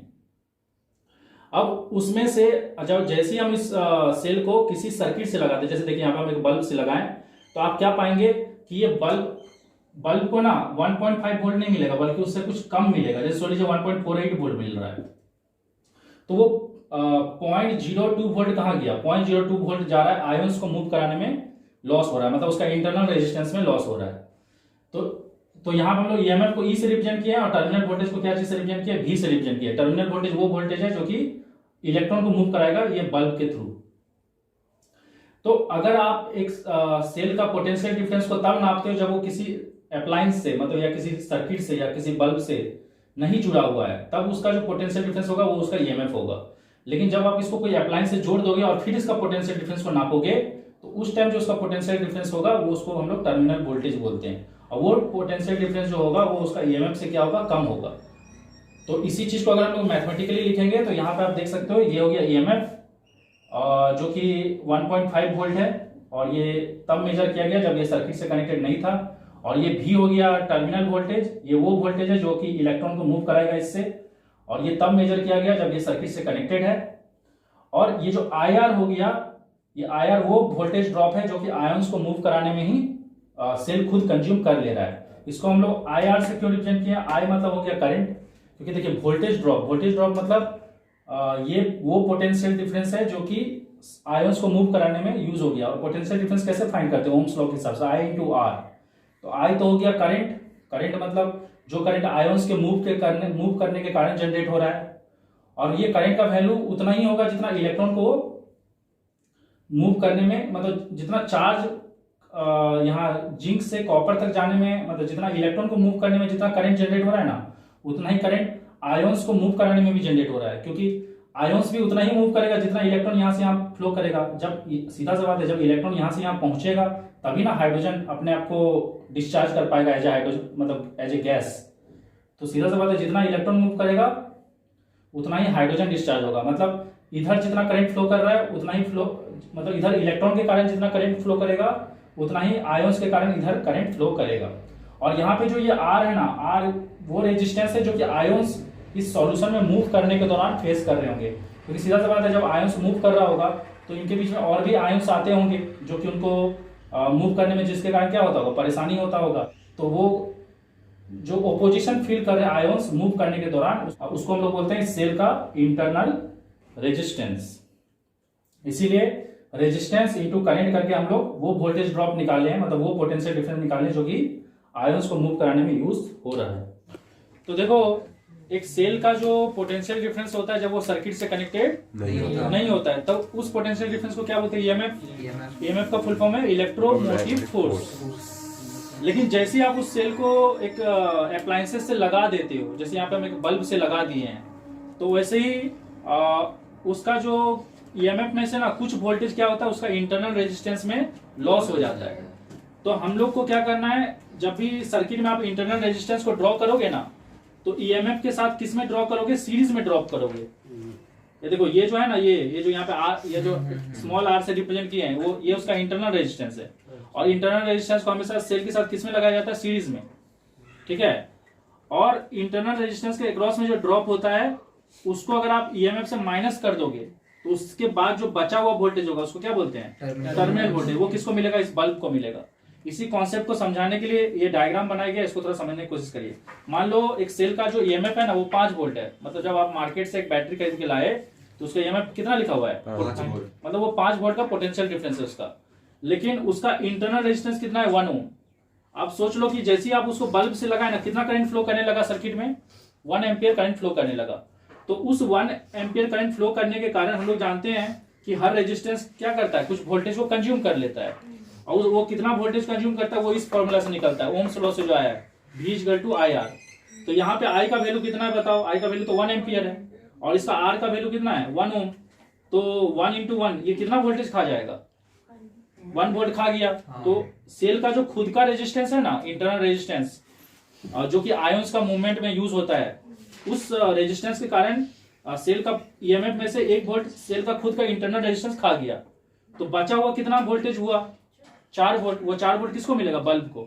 तो बल्ब जो जलेगा, मतलब बल्ब के अंदर जो करंट का मूवमेंट होगा वो किस पोटेंशियल डिफरेंस के कारण होगा, 4 वोल्ट के कारण होगा, क्योंकि 5 वोल्ट में से 1 वोल्ट जो है ना कौन कंज्यूम कर लिया, उस सेल का खुद का इंटरनल रेजिस्टेंस। तो इसीलिए आप यहाँ पे भी देख सकते हो सेल का इंटरनल मतलब सेल का ईएमएफ कितना है 5 वोल्ट। ओके, उसमें से उसका इंटरनल रेजिस्टेंस कितना कंज्यूम कर ले रहा है, करंट इनटू रेजिस्टेंस, मतलब 1 वोल्ट कंज्यूम कर ले रहा है। तो सर्किट को कितना वोल्टेज मिल रहा है, 4 वोल्ट। समझ में आ रहा है कि नहीं? तो इससे ये पता चल रहा है कि ईएमएफ जो होता है वो हमेशा टर्मिनल वोल्टेज से क्या होता है, ज्यादा होता है। और अगर आप इन दोनों को बराबर करना चाहते हो तो आपको टर्मिनल वोल्टेज में जो इंटरनल रेजिस्टेंस के अक्रॉस में जो वोल्टेज ड्रॉप हुआ ना उसको आपको क्या करना पड़ेगा, ऐड करना पड़ेगा। और याद रखना इंटरनल रेजिस्टेंस अगर आपको कोई भी क्वेश्चन में मेंशन रहता है तो उसको हमेशा आपको किस में लगाना है, सीरीज में लगाना है। अब सीरीज मतलब आप सीरीज का मतलब क्या होता है, उसी पाथ में लगाना है जिस पाथ में वो सेल लगा हुआ है। समझ में आया कि नहीं? देखो 2 कॉन्सेप्ट होता है। आप रेलवे ट्रैक देखे हो, रेलवे ट्रैक पैरेलल होता है, लेकिन अगर सोच लो कोई पत्थर इसी रेलवे ट्रैक पे रखा हुआ है तो हम बोलेंगे वो पत्थर किस में है, सीरीज में है। मतलब सोच लो कि 2 पटरी होता है ना, उसमें से कोई एक पटरी पे अगर पत्थर रखा हुआ है तो हम बोलेंगे कि ये पत्थर इस पटरी के साथ किसमें है, सीरीज में है। समझ में आया कि नहीं? और वहीं पे अगर एक दूसरा पत्थर इस पटरी पे रखा है तो बोलेंगे ये दोनों पत्थर किसमें है, पैरेलल में। तो सीरीज का मतलब होता है उसी रास्ता में रखा हुआ है जिस रास्ता में ये पटरी जा रहा है। समझ में आ रहा है कि नहीं? तो यहाँ पे भी रेजिस्टेंस सीरीज में लगा है, मतलब क्या, रेजिस्टेंस भी उसी तार में लगा हुआ है, उसी रास्ता में लगा हुआ है जिसमें कौन लगा हुआ है, एक सेल लगा हुआ है। समझ में आया कि नहीं? और अगर यहाँ पे पैरेलल रहता तो कैसा होता, पैरेलल रहता तो सेल ऐसे रहता और रेजिस्टेंस इसके साथ ऐसे गया रहता, मतलब उस पाथ में नहीं गया रहता, एक दूसरा पाथ में गया रहता। तो जब कोई चीज दूसरा पाथ में जाता है तब पैरेलल होता है, जब कोई चीज सेम पाथ में जाता है उसको क्या बोलते हैं, सीरीज में। समझ में आया? वैसे हम सीरीज और पैरेलल को और डिटेल में आगे डिस्कस करेंगे। समझ में आ गया? तो अच्छा ठीक है, मैं बात सुनाऊं। सीरीज का मतलब होता है, अभी अभी बता रहे थे, सीरीज का मतलब होता है जब कोई चीज एक ही पाथ में लगा होता है। इसको आप ऐसे भी समझ सकते हो कि बहुत सारे बच्चे ना एक ही लाइन में खड़े हैं, मतलब वो सीरीज में है। और बच्चों का 2 लाइन अगर है ना तो वो दोनों लाइन किस में है, पैरेलल में। समझ में आया कि नहीं? तो एक मतलब सोचो क्लास 10 का बच्चा एक जगह खड़ा है तो वो सीरीज में है, और उसके बगल में क्लास 9 का बच्चा खड़ा है वो भी अपने आप में सीरीज में है, लेकिन क्लास 10 और क्लास 9 के बच्चे पैरेलल में हैं। समझ में आया कि नहीं? तो सीरीज का मतलब होता है ना जब सब कुछ एक ही पाथ में लगे रहता है। जैसे देखो ये यहाँ पे हम लोग क्या दिए, पोटेंशियल डिफरेंस दिए, ये हायर पोटेंशियल है पॉजिटिव, ये लोअर पोटेंशियल नेगेटिव। यहाँ से यहाँ करंट फ्लो करेगा तो देखो सेम करंट सबसे जा रहा है। सीरीज में क्या होता है, सबसे सेम ही करंट जाता है।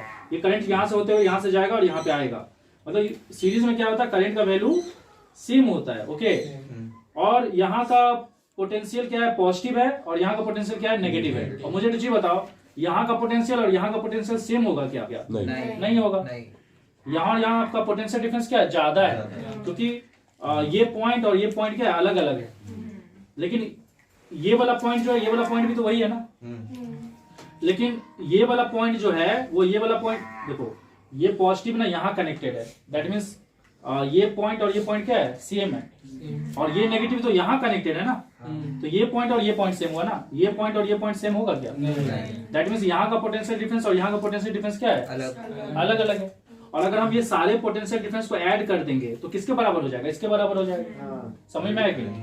अब हम लोग को कैसे पता चलेगा कि कौन सा साइड पॉजिटिव होगा, कौन सा साइड नेगेटिव? देखो करंट जहां से एंटर करता है ना उसको पॉजिटिव लिया जाता है, और करंट जहां से निकलता है उसको क्या लिया जाता है, नेगेटिव। फिर करंट जहां से एंटर कर रहा है, देखो फिर से करंट कहाँ एंटर करेगा, यहाँ एंटर करेगा तो ये हो गया पॉजिटिव, और इधर से निकलेगा ये क्या हो गया, नेगेटिव। फिर करंट यहाँ एंटर करेगा और उधर से निकलेगा तो ये पॉजिटिव और नेगेटिव है। समझ में आया? तो उस हिसाब से इस रेजिस्टेंस के अक्रॉस में भी पोटेंशियल डिफरेंस है, इस रेजिस्टेंस के अक्रॉस में भी पोटेंशियल डिफरेंस है, और इस रेजिस्टेंस के अक्रॉस में भी क्या है, पोटेंशियल डिफरेंस है। मान लो ये कितना पोटेंशियल कंज्यूम कर रहा है V1, ये कितना कंज्यूम कर रहा है V2, और ये कितना कंज्यूम कर रहा है V3, और ये सारे पोटेंशियल को अगर हम ऐड करेंगे तो वो कौन सा पोटेंशियल डिफरेंस के बराबर हो जाएगा, यहाँ से लेके यहाँ के बराबर हो जाएगा। दैट मीन्स ये सारे पोटेंशियल को ऐड करने से इसका वैल्यू कितना हो जाएगा, V1 plus V2 plus V3, जिसका वैल्यू सप्लाई वोल्टेज के बराबर है। और याद रखना ये जो वोल्टेज है ये टर्मिनल वोल्टेज है, क्योंकि इसमें से जो ईएमएफ है उसमें से कुछ वोल्टेज यहाँ पे ड्रॉप हो चुका होगा। समझ में आया कि नहीं? तो जब कोई चीज सीरीज में लगता है ना तो क्या क्या चीज देखा गया, देखो जब सीरीज में लगता है करंट का वैल्यू क्या होता है, सेम होता है, और जो सप्लाई वोल्टेज होता है ना वो इंडिविजुअल वोल्टेज का सम के बराबर होता है। और तीसरा चीज सीरीज में तो चीज और गौर करो सीरीज में क्या होता है, एक अप्लायंस का जो नेगेटिव है वो दूसरा अप्लायंस का किस में कनेक्ट होता है, पॉजिटिव में। जैसे यहाँ पे भी देख सकते हो एक अप्लायंस का नेगेटिव दूसरे अप्लायंस का किस में लगा हुआ है, पॉजिटिव में लगा हुआ है। समझ में आया कि नहीं? तो सीरीज में क्या क्या चीज हम लोग को पता चला, करंट का वैल्यू सेम होता है और हर एक अप्लायंसेस का नेगेटिव टर्मिनल दूसरा उसके आगे वाला अप्लायंसेस का पॉजिटिव टर्मिनल में कनेक्टेड होते हैं, और जो सप्लाई वोल्टेज होता है वो इंडिविजुअल वोल्टेज के सम के बराबर होता है। ये क्लियर हो गया। अब थोड़ा सा पैरेलल में देख लो, पैरेलल में क्या हो रहा है, ये सोच लो पॉजिटिव टर्मिनल है और ये क्या है, नेगेटिव टर्मिनल है। अब देखो पॉजिटिव जो यहाँ, ये देखो ये पॉजिटिव, ये पॉइंट और ये पॉइंट और ये पॉइंट क्या एक ही है ना, और उसी तरह से ये पॉइंट और ये पॉइंट और ये पॉइंट क्या एक ही है। तो यहाँ का ये पोटेंशियल डिफरेंस, ये पोटेंशियल डिफरेंस, ये पोटेंशियल डिफरेंस और ये पोटेंशियल डिफरेंस क्या होगा, सेम होगा। दैट मींस हम लोग बोल सकते हैं पैरेलल में क्या सेम होता है, पोटेंशियल डिफरेंस सेम होता है। और जहां से करंट एंटर करता है उसको हम लोग क्या लेते हैं, पॉजिटिव, और जिधर से निकलता है उसको क्या लेते हैं, नेगेटिव। तो उस हिसाब से देखोगे तो यहाँ पे सभी का पॉजिटिव, उस हिसाब से देखोगे तो सभी का पॉजिटिव कहाँ है, एक जगह है, और सभी का नेगेटिव कहाँ है, एक जगह, वो भी एक जगह है। अरे समझ में आ रहा है कि तो पैरेलल में क्या होता है, हर एक अप्लायंसेस का पॉजिटिव एक साथ कनेक्टेड होता है और हर एक अप्लायंसेस का नेगेटिव भी एक साथ कनेक्टेड होते हैं। और वोल्टेज जो होता है ना, पोटेंशियल डिफरेंस, वो सबका क्या होता है, सेम होता है, लेकिन सबका करंट अलग अलग होगा। देखो यहाँ से करंट कितना जा रहा है, आई जा रहा है, लेकिन पाथ अलग अलग हो गया ना, तो करंट क्या होगा, हर एक पाथ में अलग अलग जाएगा।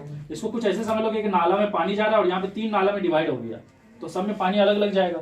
और यहाँ पे तो एक ही नाला है ना, तो सब में पानी वही जाएगा। तो इसमें करंट क्या हो जा रहा है, डिवाइड हो जा रहा है। तो यहाँ पे हम लोग बोल सकते हैं कि जो सप्लाई करंट है ना, वो इन सभी इंडिविजुअल करंट का क्या है, सम है। अरे समझ में आ रहा है कि तो मान लो यहाँ से 10 एम्पियर जा रहा है, इसमें से 2 एम्पियर इधर चले गया, 4 एम्पियर इधर चले गया, और बाकी 4 एम्पियर इधर गया, तो उन सभी को ऐड करोगे तो 10 एम्पियर के बराबर होगा फिर। तो ये सारा चीज क्लियर है। अच्छा देखो मेरा बात सुनो, पॉजिटिव का मतलब होता है हायर पोटेंशियल, तो मान लो यहाँ का पोटेंशियल कितना है, 5 वोल्ट, और नेगेटिव का मतलब होता है कम पोटेंशियल, तो मान लो यहाँ का पोटेंशियल 0 वोल्ट है।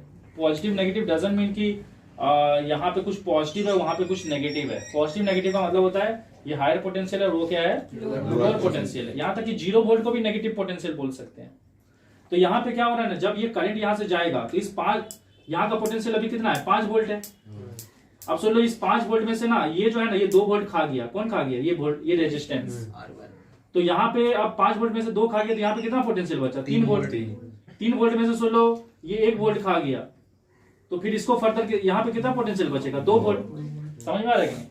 तो उस हिसाब से देखो ये 5 वोल्ट पे है, और ये वाला जो एंड है, इस ये रेजिस्टेंस जो है उसका इधर वाला एंड जो है कितना पे है, 5 वोल्ट पे है, और उसका जो इधर वाला एंड है वो कितना पे, 3 वोल्ट पे है। तो उस हिसाब से ये क्या हो गया, पॉजिटिव, और ये क्या हो गया, नेगेटिव।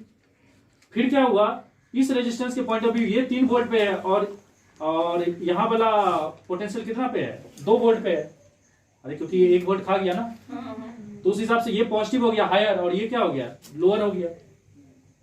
और फिर ये 2 वोल्ट पे और ये कितना वोल्ट पे, 0 वोल्ट पे है, तो उस हिसाब से ये पॉजिटिव हो गया और ये क्या हो गया, नेगेटिव। तो पॉजिटिव नेगेटिव वहां पे बता रहा है कि ये हायर पोटेंशियल है, ये लोअर पोटेंशियल है, ये हायर पोटेंशियल है, ये लोअर पोटेंशियल। लेकिन इसमें देखो, अगर ये 5 वोल्ट पे है तो ये भी कितना पे है, 5 वोल्ट पे, ये भी कितना पे है, 5 वोल्ट पे, और ये भी कितना है, 5 वोल्ट पे, और ये 0 वोल्ट पे अगर है, ये भी कितना पे है, 0 वोल्ट, 0 वोल्ट, 0 वोल्ट। तो दैट मीन्स यहाँ पे पॉजिटिव जो है वो फिक्स है और नेगेटिव भी क्या है, फिक्स है। समझ में आ रहा है कि नहीं, वो बताया जा रहा है। तो देखो मुझे एक चीज बताओ, R1 से कितना करंट जा रहा है, I। R2 से कितना करंट जा रहा है, I। R3 से कितना करंट जा रहा है, I। मतलब सबसे करंट सेम जा रहा है। मतलब यहाँ पे कितना वोल्टेज कंज्यूम करेगा, ओम्स लॉ के हिसाब से I इंटू R1। यहाँ पे कितना वोल्टेज कंज्यूम करेगा, I इंटू R2, और यहाँ पे कितना वोल्टेज कंज्यूम करेगा, I इंटू R3। और अगर मैं पूरा सर्किट का रेजिस्टेंस को R ले लूं, तो पूरा सर्किट का रेजिस्टेंस में भी कितना करंट जा रहा है, I ही जा रहा है। तो पूरा सर्किट को सप्लाई वोल्टेज कितना दिया जा रहा है, V। अरे पूरा सर्किट को सप्लाई वोल्टेज भी दिया जा रहा है, और पूरा सर्किट का रेजिस्टेंस को अगर मैं R मान लूं कि ये सभी रेजिस्टेंस नहीं है, एक ही तो रेजिस्टेंस है, तो उसको भी तो करंट I ही मिल रहा है ना। तो मैं इस V की जगह क्या लिख सकता हूँ, I इंटू R। सभी में I कॉमन है, तो I को मैं कॉमन लेके काट दूंगा तो क्या बचेगा, R इक्वल टू हो जाएगा R1 plus R2 plus R3।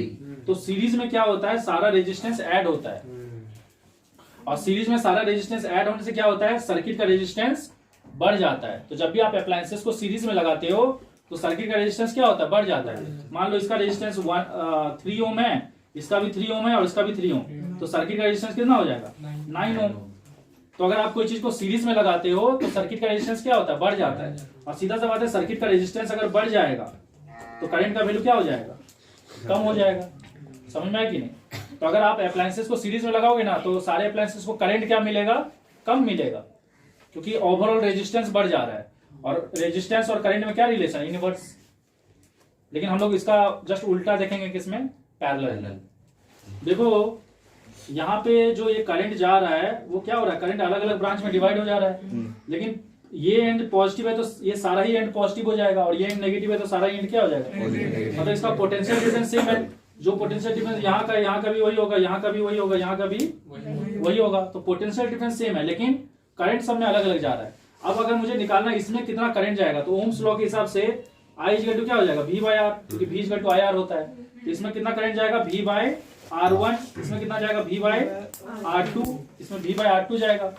और यहाँ का पोटेंशियल डिफरेंस भी V है, तो यहाँ पे कितना जाएगा, V बाय R3। और अगर मैं इन सभी को ये मान लूं कि ये सभी रेजिस्टेंस नहीं है, यहाँ पे एक ही रेजिस्टेंस है, R है, तो तब भी उसमें कितना करंट जाएगा, I ही करंट जाएगा।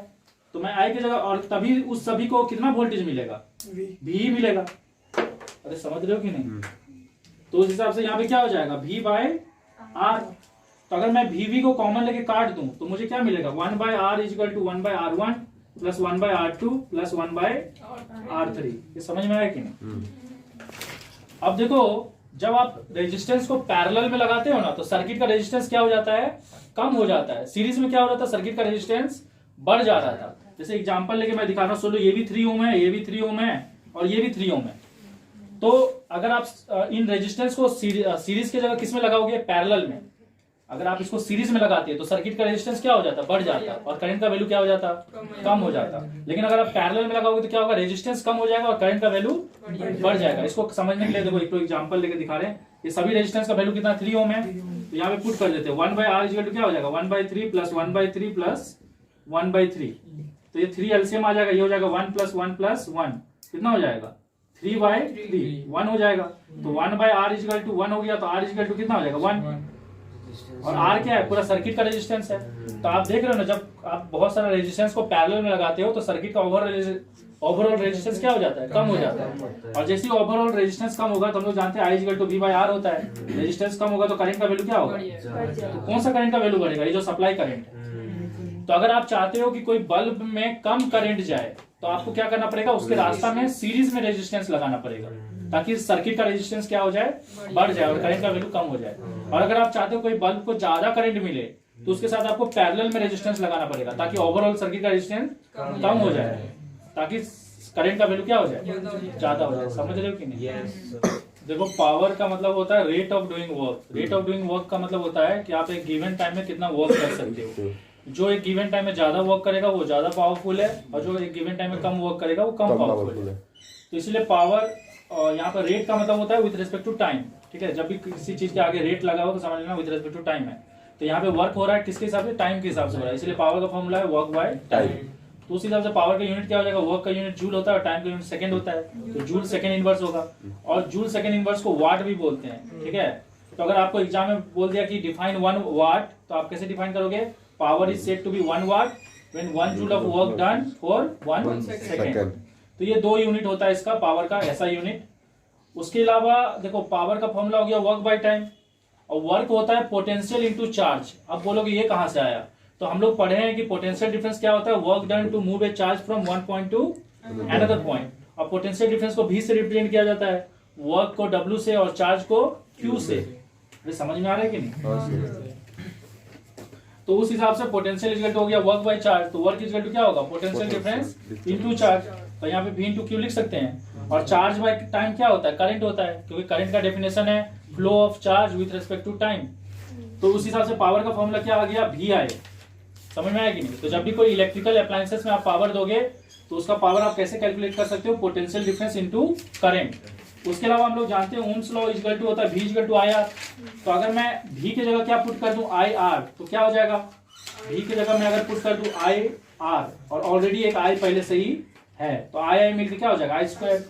तो I²R हो जाएगा पावर का फॉर्मूला। और अगर मैं I की जगह, इसमें से अगर मैं I की जगह डाल दूं V बाय R, आई की जगह डाल दूं v बाई आर, तो पहले से एक v है और ये हो जाएगा v बाई आर, तो क्या हो जाएगा v स्क्वायर बाई आर हो जाएगा। तो आपको डिपेंड करता है ये पावर कब यूज करना है, कौन सा फॉर्मूला कब यूज करना है, ये डिपेंड करता है कि आपको क्या क्या चीज गिवन है। अगर सोलो आपको पोटेंशियल डिफरेंस और करंट दिया है तो आप इस फॉर्मूला से निकालोगे, अगर आपको करंट और रेजिस्टेंस दिया है तो आप इस फॉर्मूला से निकालोगे, अगर पोटेंशियल डिफरेंस और रेजिस्टेंस दिया तो इस फॉर्मूला से निकालोगे। उसके अलावा मैं आपको बता रहा हूं, अगर आप चाहो तो एक इसी फॉर्मूला से ही सब कुछ निकाल सकते हो, लेकिन उसके लिए आपको एक्स्ट्रा क्या करना पड़ेगा, आपको जैसे सोच लो कि आपको क्वेश्चन में सोच लो करंट दिया हुआ है और रेजिस्टेंस दिया, भी दिया हुआ नहीं, तो आप चाहो तो क्या करो, अलग से भी निकाल लो I इंटू आर करके और फिर वहां पुट कर दो। या अगर सोच लो आपको क्वेश्चन में भी और आर दिया है और I नहीं दिया है तो आप क्या करो, अलग से I निकाल लो फिर वहां डाल दो। अरे मतलब इसी फॉर्मूला से ही ये दोनों फॉर्मूला आया है, तो मेन आपको ये फॉर्मूला याद रखना है और बाकी ये फॉर्मूला लाने के लिए क्या करना है, यहाँ पे ओम्स लॉ वाला यूज कर देना। नहीं समझे क्या? देखो पावर का अदर यूनिट भी होता है, क्या होता है, एचपी होता है, ठीक है, और एक एचपी 746 वाट होता है, मतलब एक हॉर्स के पास कितना पावर होता है, 746 वाट के बराबर होता है। इसको अगर आप किलोवाट में कन्वर्ट करोगे तो बाय क्या कर दोगे 1000, तो डेसिमल यहाँ से यहाँ आ जाएगा, तो ये हो जाएगा 0.4746 किलोवाट। पॉज कर देना, अभी हम एनर्जी का बता देते हैं। देखो एनर्जी क्या होता है, एनर्जी होता है the capacity of doing work. किसी भी चीज, किसी भी अप्लायंसेस का कितना कैपेसिटी है वर्क करने का। जैसे चलो एक पंखा है, वो पंखा क्या कर रहा है, वर्क कर रहा है, मतलब आपको विंड एनर्जी दे रहा है, तो उस पंखा का कितना कैपेसिटी है, वो विंड एनर्जी, मतलब कितना देर तक वो चल सकता है बिना डैमेज हुए। समझ में आया कि नहीं? तो उसका वर्क करने का कितना कैपेसिटी है। अगर आप कोई भी अप्लायंसेस को कंटिन्यूसली चलाते रहोगे तो क्या होगा, उसका लाइफ स्पेन कम हो जाएगा। एक बल्ब को अगर आप हमेशा 24/7 जलाते रहते हो तो बहुत जल्दी वो फ्यूज हो जाएगा। तो उसका वर्क करने का कितना कैपेसिटी है वो डिसाइड करता है उसका एनर्जी। और एनर्जी और वर्क क्या होता है, सेम होता है, क्योंकि एनर्जी का मतलब ही है कैपेसिटी टू डू वर्क। तो आप जितना वर्क कर सकते हो आपके पास एनर्जी भी क्या होगा, उतना ही होगा। तो एनर्जी और वर्क सेम हुआ। और हम लोग जानते हैं पावर इज इक्वल टू क्या होता है, वर्क बाय टाइम। तो उस हिसाब से हम लोग वर्क के जगह क्या लिख सकते हैं, पावर इनटू टाइम। तो एनर्जी का एक फॉर्मूला पावर इनटू टाइम भी हो गया और एक फॉर्मूला वर्क भी हो गया। मतलब वर्क का फॉर्मूला होता है फोर्स इनटू डिस्प्लेसमेंट। तो वर्क का जो वैल्यू आएगा वही एनर्जी का वैल्यू आएगा, और पावर इनटू टाइम का जो वैल्यू आएगा वही एनर्जी का वैल्यू आएगा। और एनर्जी का यूनिट जूल होता है, ये हम लोग को पता है, लेकिन पावर इनटू टाइम के हिसाब से इसका और एक यूनिट क्या हो जाएगा, वाट सेकेंड। उसके अलावा एनर्जी का एक कॉमर्शियल यूनिट भी है, और ये वो यूनिट है जिसके लिए हम लोग बिजली बिल, मतलब जिस यूनिट में हम लोग बिजली बिल को पे करते हैं, तो वो कॉमर्शियल यूनिट क्या है, किलोवाट आवर। ये कैसे आया देखो, अगर आप वाट का हायर यूनिट लोगे तो क्या हो जाएगा, किलोवाट, और अगर आप सेकंड का हायर यूनिट लोगे टाइम का तो आवर हो जाएगा। तो ये वो यूनिट है जिसके लिए आप क्या करते हो, बिजली बिल देते हो। तो अगर सोच लो आपका घर में कोई अप्लायंसेस 1 किलोवाट का है और वो 1 घंटा के लिए चला है, तो आपका एनर्जी कितना कंज्यूम हुआ, 1 किलोवाट आवर। और उस टाइम आपका जो बिजली बिल का जो रीडिंग है ना, वो कितना यूनिट बढ़ जाएगा, 1 यूनिट बढ़ जाएगा। मतलब 1 यूनिट 1 किलोवाट आवर के बराबर है। समझ में आया कि नहीं? तो मान लो अगर आपका मंथ का एंड में 200 यूनिट बिल आ रहा है, तो आपका 200 किलोवाट आवर एनर्जी कंज्यूम हुआ है आपका घर के अप्लायंसेस के द्वारा। और सोच लो कि गवर्नमेंट अगर 1 यूनिट का 2 रुपया ले रहा है, तो आपको कितना रुपया देना पड़ेगा, 400 रुपया बिल देना पड़ेगा। समझ में आया कि नहीं? तो देखो यहाँ पे ऐसे एक क्वेश्चन आपको दिया जाएगा और आपको बोला जाएगा इक्विवेलेंट रेजिस्टेंस निकालने के लिए। इक्विवेलेंट रेजिस्टेंस का मतलब होता है ये पूरा सर्किट का ओवरऑल रेजिस्टेंस निकालने के लिए। और आपको इस टाइप का क्वेश्चन जब भी मिलेगा ना, तो आपको सबसे पहला काम क्या करना है, आपको ढूंढना है सबसे सिंपल सीरीज सर्किट या सबसे सिंपल पैरेलल सर्किट। सबसे सिंपल सीरीज सर्किट क्या होता है, जिसमें सारा चीज क्या होता है, एक ही पाथ में लगे रहता है। जिससे ये सभी को अगर आप देखोगे ये सब सीरीज में लगा हुआ है, क्योंकि ये एक ही पाथ में लगा हुआ है। यहाँ से कोई भी करंट अगर एंटर करेगा तो करंट का वैल्यू सबके लिए क्या होगा, सेम होगा, क्योंकि सेम करंट सबसे पास होगा। तो इस टाइप का सर्किट को क्या बोलते हैं, सिंपल सीरीज सर्किट। तो आपको सबसे पहले सिंपल सीरीज सर्किट ढूंढना है, या आपको ढूंढना है सबसे सिंपल पैरेलल सर्किट। सबसे सिंपल पैरेलल सर्किट कैसा होता है, जैसे चलो यहाँ एक रेजिस्टेंस है और यहाँ एक रेजिस्टेंस है, ये सबसे सिंपल पैरेलल सर्किट है। मतलब यहाँ पे जो भी करंट आएगा ना वो डिवाइड हो जाएगा। समझ में आ रहा है कि नहीं? तो आपको ऐसा सर्किट ढूंढना है जिसमें 2-3 रेजिस्टेंस या तो सीरीज में लगा हो, या 2-3 रेजिस्टेंस क्या हो, एक दूसरे के साथ पैरेलल में लगा हो। समझ में आया कि नहीं? मतलब हम ये बोलना चाह रहे हैं कि जो सबसे सिंपल आपका सर्किट क्या होना चाहिए, सबसे सिंपल पैरेलल सर्किट होना चाहिए। मतलब जो देख के ही पता चले कि पैरेलल है। जैसे कि देखो यहाँ पे अगर मैं पॉजिटिव सप्लाई दूं और यहाँ पे नेगेटिव सप्लाई दूं, तो यहाँ का वोल्टेज भी है, यहाँ का वोल्टेज भी है, यहाँ का वोल्टेज भी तो पोटेंशियल डिफरेंस सेम है, समझ में आया कि नहीं। तो आपको पूरा सर्किट में क्या करना है, सबसे सिंपल सीरीज और पैरेलल सर्किट ढूंढना है। अब उसके लिए देखो यहाँ पे बहुत सिंपल सा बात है, अगर सोलो यहाँ से करंट जाता तो ये करंट क्या होता है, इसमें डिवाइड हो जाता है इधर इधर और इधर, समझ में आया। अब देखो ये सभी में सेम करंट जाएगा ना, और उसी तरह से ये सभी में इधर जो करंट जा रहा है वो उसका वैल्यू सबके लिए सेम होगा। तो आपको क्या करना है, इस टाइप का क्वेश्चन जब भी एग्जाम में मिलेगा ना, तो सबसे पहला स्टेप क्या करना, सारा रेजिस्टेंस को ना नेमिंग कर देना। तो जैसे मैं नेमिंग कर दे रहा हूँ, इसका नेमिंग कर दे रहा हूँ ए, इसका नाम बी, सी, डी, ई, एफ, जी, एच, आई। ऐसे नेमिंग कर देने से क्या फायदा है कि आपको इसको सॉल्व करने में क्या होगा, आसानी होगा।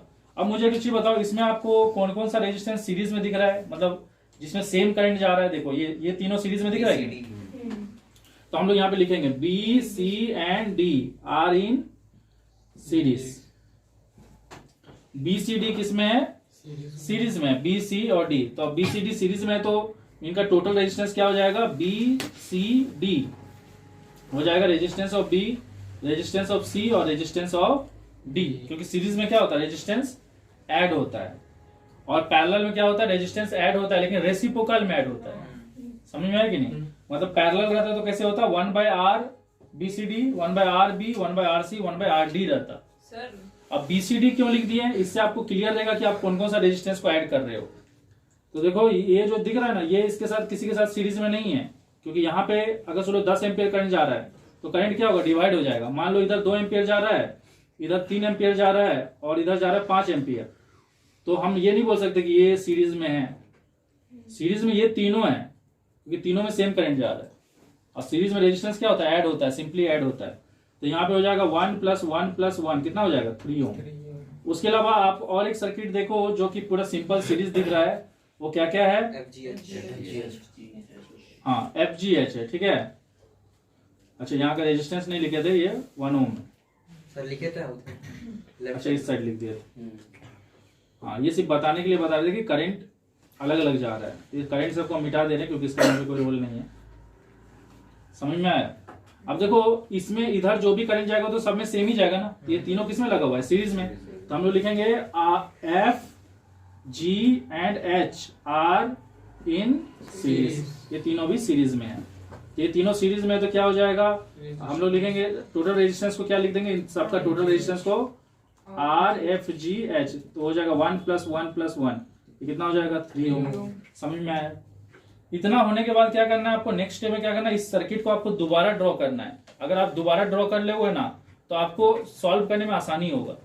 और कोई अगर सोच रहा है कि हम एक ही बार में से सॉल्व कर लेंगे तो कर सकते हो, लेकिन क्या होगा, आपको ज्यादा प्रॉब्लम होगा। तो बेटर है कि आप एक बार इस सर्किट को दोबारा ड्रॉ कर लो। अगर मैं इस सर्किट को दोबारा ड्रॉ करूं तो ये कुछ ऐसा दिखेगा। एक बार देख लो और फिर आप लोग भी बोलना कि हम सही किए कि नहीं। तो यहाँ पे ए अपना जगह पे है और ई जो है वो भी अपना जगह पे ही है, और इधर आपका आई भी अपना जगह पे है, और यहाँ पे है ए लिखा हुआ और यहाँ पे बी लिखा हुआ है कैपिटल में।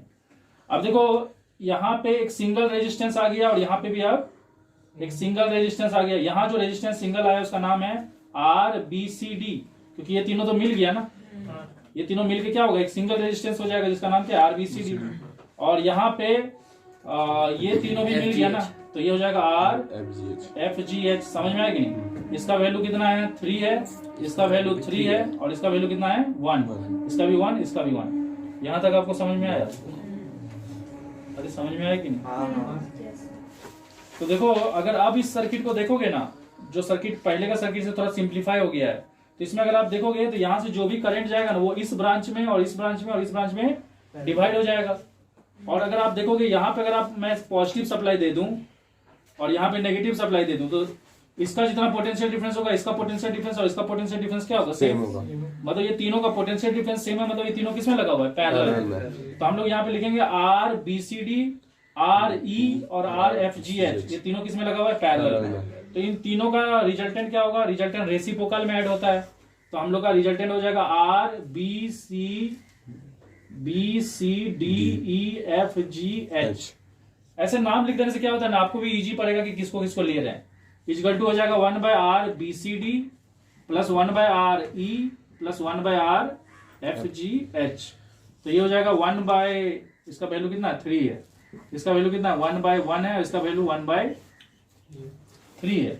तो अगर आप इन सब का एलसीएम लोगे तो यहाँ पे 3 आएगा और ऊपर में यहाँ पे तो 1 ही रहेगा, यहाँ 3 आ जाएगा और यहाँ पे 1, तो ये हो जाएगा 3 to 5/3। हाँ 5/3 हो जाएगा। तो देखो ये 5/3 वैल्यू आया ना, वो किसका वैल्यू आया? 1/RBCDEFG का H का आया है। लेकिन हम लोग को किसका वैल्यू चाहिए? हम लोग को चाहिए RBCDEFGH का वैल्यू चाहिए। तो हम लोग को नेक्स्ट लाइन में इसको क्या लिखना पड़ेगा? RBCDEFGH का वैल्यू हो जाएगा इक्वल टू 3/5 ओम। रेसिप्रोकल हो जाएगा क्योंकि हम लोग को इसका वैल्यू नहीं निकालना, हम लोग को इसका वैल्यू निकालना है। तो इसका वैल्यू उल्टा हो जाएगा ना इसका। अरे समझ में आ रहा है कि नहीं? अब अगर मैं इस सर्किट को और सिंप्लीफाई कर दूं तो ये तीनों मिल चुका है, ये तीनों मिलके क्या हो चुका है? एक सिंगल रेजिस्टेंस बन चुका है। तो मैं इसको अगर फर्दर ड्रॉ करूं तो देखो अपना ए जो है ना वो अपने जगह पे ही है और आपका जो इधर आई है वो भी अपने जगह पे ही है और ये तीनों मिलके एक सिंगल रेजिस्टेंस हो गया। तो यहाँ पे एक सिंगल रेजिस्टेंस आ जाएगा जिसका नाम है RBCDEFGH। समझ में आया? और ये भी 1 ओम है और इसका वैल्यू कितना है? इसका वैल्यू आ गया हम लोग का 3/5। ओके 3/5। तो अब हम लोग को निकालना है टोटल रेजिस्टेंस। अब देखो अब जो भी करंट जाएगा वो तो सब में सेम ही जाएगा। मतलब ये तीनों किस में लगा हुआ है? सीरीज में लगा हुआ है। तो ये हो जाएगा RAB मतलब हो गया टोटल रेजिस्टेंस। RAB क्या हो जाएगा? ए का रेजिस्टेंस मतलब 1, इसका रेजिस्टेंस मतलब 3/5 और इसका रेजिस्टेंस मतलब 1। तो ये हो जाएगा 2 + 3/5 जिसको अगर हम लोग एलसीएम लेंगे तो 5, 10 + 3 ये हो जाएगा 13/5 ओम। ये समझ में आएगा? देखो यहाँ पे क्वेश्चन दिया हुआ है और इस क्वेश्चन में ये सप्लाई वोल्टेज है और सप्लाई वोल्टेज के बगल में देख रहे हो कॉमा देके एक रेजिस्टेंस लिखा हुआ है। ना उस रेजिस्टेंस को सीरीज में लगाया गया ना पैरेलल में लगाया गया। याद रखना जब भी ऐसे कॉमा देके, अगर ये तो सप्लाई वोल्टेज है, यहाँ 2 वोल्ट लिखा हुआ है और जब भी उसके बगल में कॉमा देके या ऊपर नीचे कहीं भी रेजिस्टेंस लिखा हो लेकिन उसका वो सीरीज में कि पैरेलल में मेंशन नहीं किया हो तो आप लोग समझ लेना कि वो कौन सा रेजिस्टेंस है। वो है इंटरनल रेजिस्टेंस सेल का। समझ में आया कि नहीं? तो उस टाइम ये क्या हो जाएगा? ये हो जाएगा EMF और ये हो जाएगा उसका इंटरनल रेजिस्टेंस जिसको किससे रिप्रेजेंट करते हैं? स्मॉल r से। तो स्मॉल r का वैल्यू कितना दे दिया है? 3 ओम। समझ में आया? और ये EMF कितना दे दिया है? 2 वोल्ट। और आप लोगों को हम बताए थे कि EMF जो इंटरनल रेजिस्टेंस होता है ना वो हमेशा EMF के साथ किस में लगता है? सीरीज में लगता है। मतलब उसी पाथ में लगता है जिस पाथ में वो सेल लगा हुआ है। ये हम आप लोगों को बताए थे। अब हम लोग को यहाँ पे क्या क्या फाइंड करने बोला है वो देखो। हम लोग को सबसे पहले फाइंड करने बोला है कि जो आपका 4 ओम का रेजिस्टेंस है ना उसका पोटेंशियल डिफरेंस फाइंड करने बोला है। इसीलिए हम यहाँ पे V4 ओम लिखे हैं। V4 ओम का मतलब हो गया इसका पोटेंशियल डिफरेंस फाइंड करना है। पोटेंशियल डिफरेंस क्या होता है? किस पोटेंशियल डिफरेंस को क्या सिंबल से रिप्रेजेंट करते हैं? V से। उसके बाद आपको 3 ओम का भी पोटेंशियल डिफरेंस निकालना है। तो इस सर्किट को हम दोबारा ड्रॉ किए हैं। ठीक है, ये दोबारा क्यों ड्रॉ किया? ताकि आपको समझ में आए कि ये रेजिस्टेंस को कैसे लगाना है। ये रेजिस्टेंस किस में लगा हुआ है? इसके साथ सीरीज में लगा हुआ है, मतलब उसी पाथ में लगा हुआ है। क्योंकि देखो इससे जो करंट निकलेगा वही करंट इस सेल से भी होते हुए जाएगा और इससे भी होते हुए जाएगा। समझ में आ रहा है कि नहीं? ओके। उसके अलावा आपको और किसका किसका पोटेंशियल डिफरेंस निकालना है?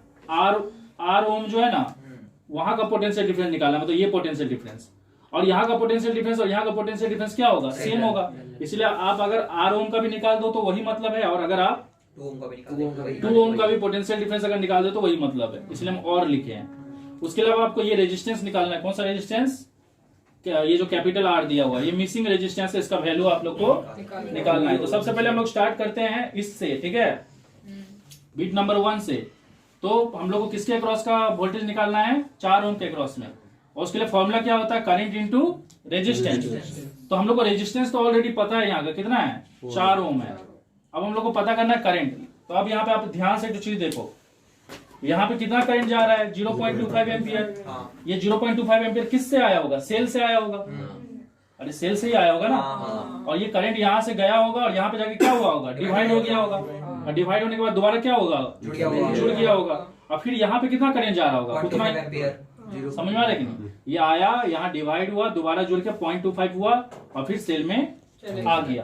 तो इससे पता चल रहा है कि यहाँ पे कितना करंट जा रहा है? 0.25। तो यहाँ पे लिख देंगे 0.25। समझ में आ रहा है कि नहीं? तो यहाँ लिख देंगे 0.25। तो ये हो जाएगा 1 वोल्ट। समझ में आया? तो ये कितना वोल्टेज खा गया? कितना में से? 2 वोल्ट में से 1 वोल्ट कौन खा गया? 4 ओम वाला रेजिस्टेंस। अभी हम लोग किसका निकालेंगे? 3 ओम का। 3 ओम मतलब समझ रहे हो किसका निकालने बोला है, इंटरनल रेजिस्टेंस का। तो हम लोग को 3 ओम वाला का निकालना है। 3 ओम मतलब इंटरनल रेजिस्टेंस। तो इसका फॉर्मूला क्या हो जाएगा, I इंटू स्मॉल आर लिखेंगे, क्योंकि इंटरनल रेजिस्टेंस को स्मॉल आर से रिप्रेजेंट किया जाता है। अब मुझे एक चीज बताओ, ये जो करंट जा रहा है, कितना करंट जा रहा है, 0.25। तो ये भी तो सीरीज में लगा हुआ है ना। अरे यहाँ से जो करंट होगा इससे भी होते हुए जाएगा, और अरे यहाँ जो करंट जा रहा है वो इससे भी होते हुए जाएगा ना। तो इसमें भी कितना करंट जा रहा है, वही 0.25। तो ये हो जाएगा 0.25 इंटू 3, ये हो जाएगा 0.75 वोल्ट। यहाँ तक समझ में आया आपको? अब यहाँ पे देखो, हम लोग का सप्लाई वोल्टेज कितना था, मतलब ईएमएफ कितना था, EMF 2 वोल्ट। ईएमएफ 2 वोल्ट था। उस ईएमएफ में से इंटरनल रेजिस्टेंस कितना खा गया, 0.75 वोल्ट खा गया। और ये जो रेजिस्टेंस था वो कितना खा गया, 1 वोल्ट खा गया। तो देखो ये जो सप्लाई वोल्टेज है उसमें से ये कुछ खा गया और ये कुछ खा गया, तो बचा हुआ किसको मिलेगा, इसको मिलेगा ना। और बचा हुआ इन दोनों को मिलेगा, क्योंकि ये दोनों पैरेलल में है। तो यहाँ पे तो वोल्टेज सेम होने वाला है। अरे समझ में आ रहा है कि नहीं? तो इसको कितना वोल्ट मिलेगा, इसको मिलेगा 2 वोल्ट में से जितना खा गया उसको माइनस कर दो। 1 वोल्ट ये 4 ओम वाला खाया और 0.75 ये वाला खाया, तो उसको माइनस कर देंगे हम लोग। तो ये हो जाएगा 2 माइनस 1.75, ये हो जाएगा 0.25 वोल्ट। यहाँ तक समझ में आया? ओके। उसके बाद आपको नेक्स्ट क्या निकालने बोला है, नेक्स्ट निकालने बोला है आपको आर का वैल्यू निकालने बोला है।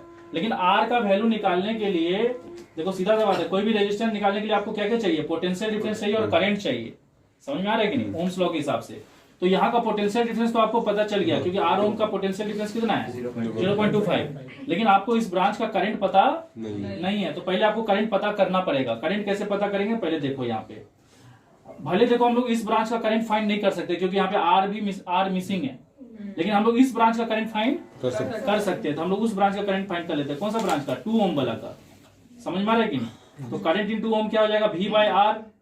अब देखो इस ब्रांच का R कितना है, 2 है, और यहाँ का पोटेंशियल डिफरेंस अभी अभी निकाले ना, कितना 0.25। तो कितना हो जाएगा 0.125 एम्पियर। मतलब यहाँ पे जितना भी करंट एंटर कर रहा है ना, उसमें से इस ब्रांच में कितना करंट जा रहा है, 0.125 एम्पियर।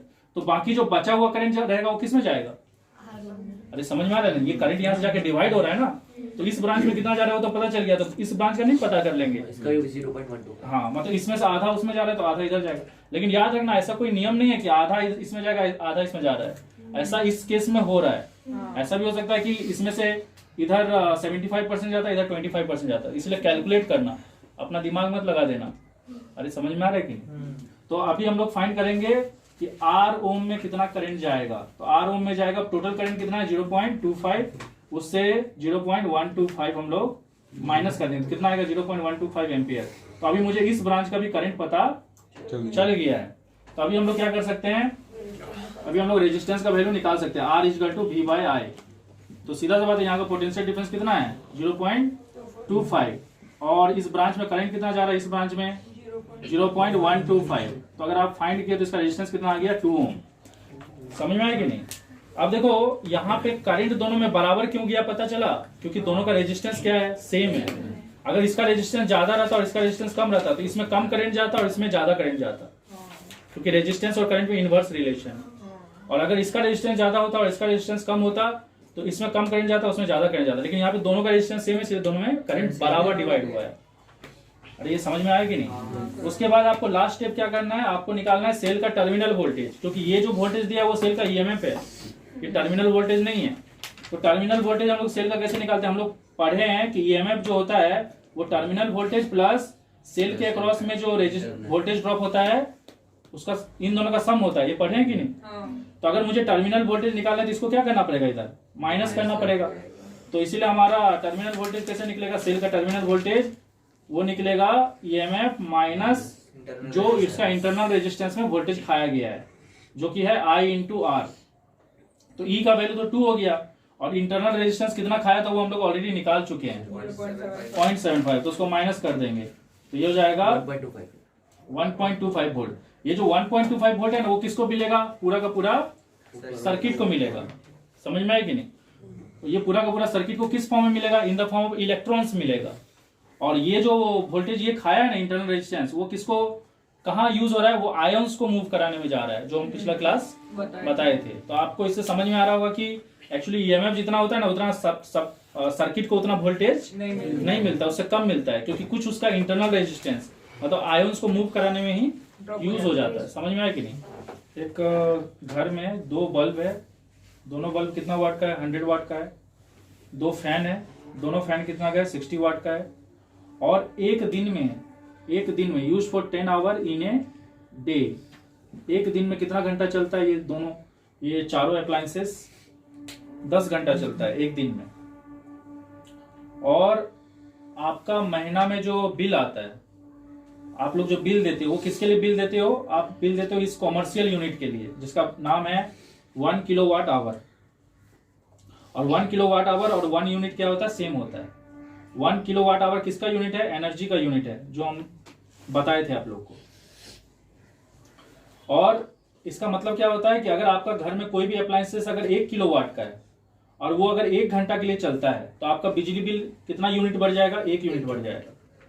अगर ये 2 घंटा के लिए चलेगा तो 2 यूनिट बढ़ जाएगा, 3 घंटा के लिए चलेगा 3 यूनिट बढ़ जाएगा।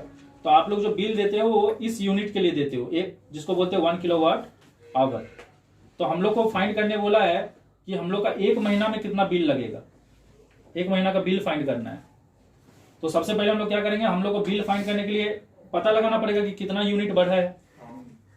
समझ में आ रहा है कि नहीं। तो कितना यूनिट निकालने के लिए हम लोग को क्या निकालना पड़ेगा, ये जो यूनिट है किसका यूनिट है, एनर्जी का। तो एनर्जी निकालने के लिए हम लोग का फॉर्मूला क्या हो जाएगा, एनर्जी निकालने के लिए फॉर्मूला हो जाएगा पावर इंटू टाइम। यहाँ पे पावर इंटू टाइम ही क्यों यूज कर रहे हैं, क्योंकि यहाँ पे हमारे पास पावर है और टाइम है।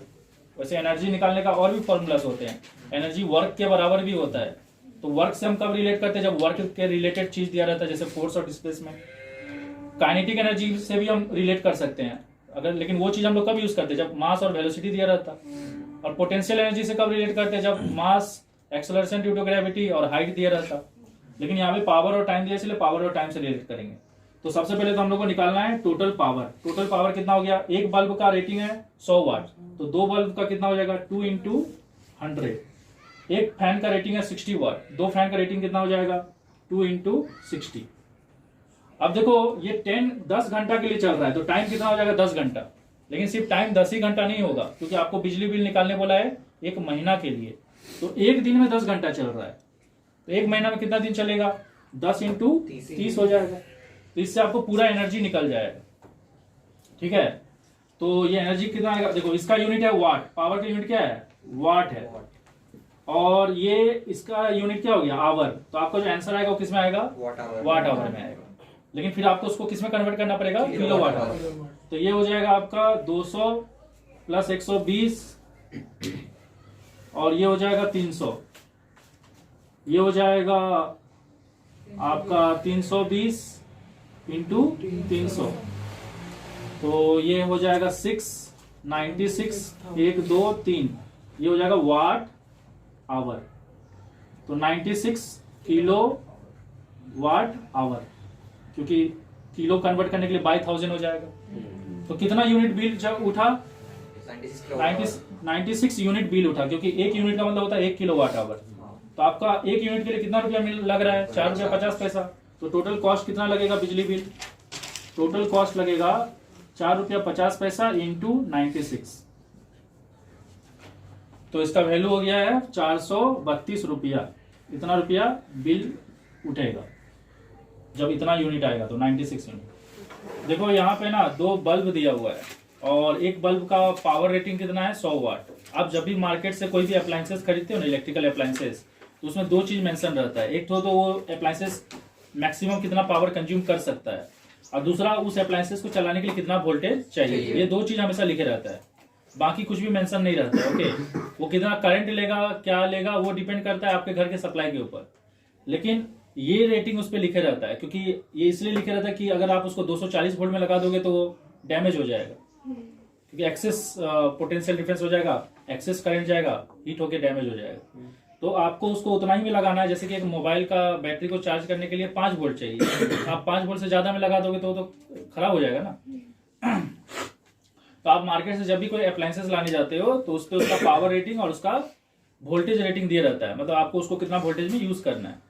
तो यहाँ पे दो बल्ब है, एक है 100 वाट का और इसका वोल्टेज रेटिंग कितना है 120 वोल्ट, और एक तो है 10 वाट का और इसका वोल्टेज रेटिंग भी है 120 वोल्ट।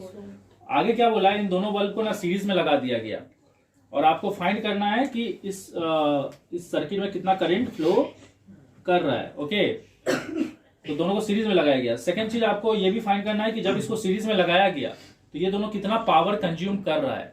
तो देखो अब आप लोग बोल सकते हो कि सर ये तो 100 वाट करेगा, ये 10 वाट करेगा, ऐसा नहीं है। ये उनको इतना पावर चाहिए,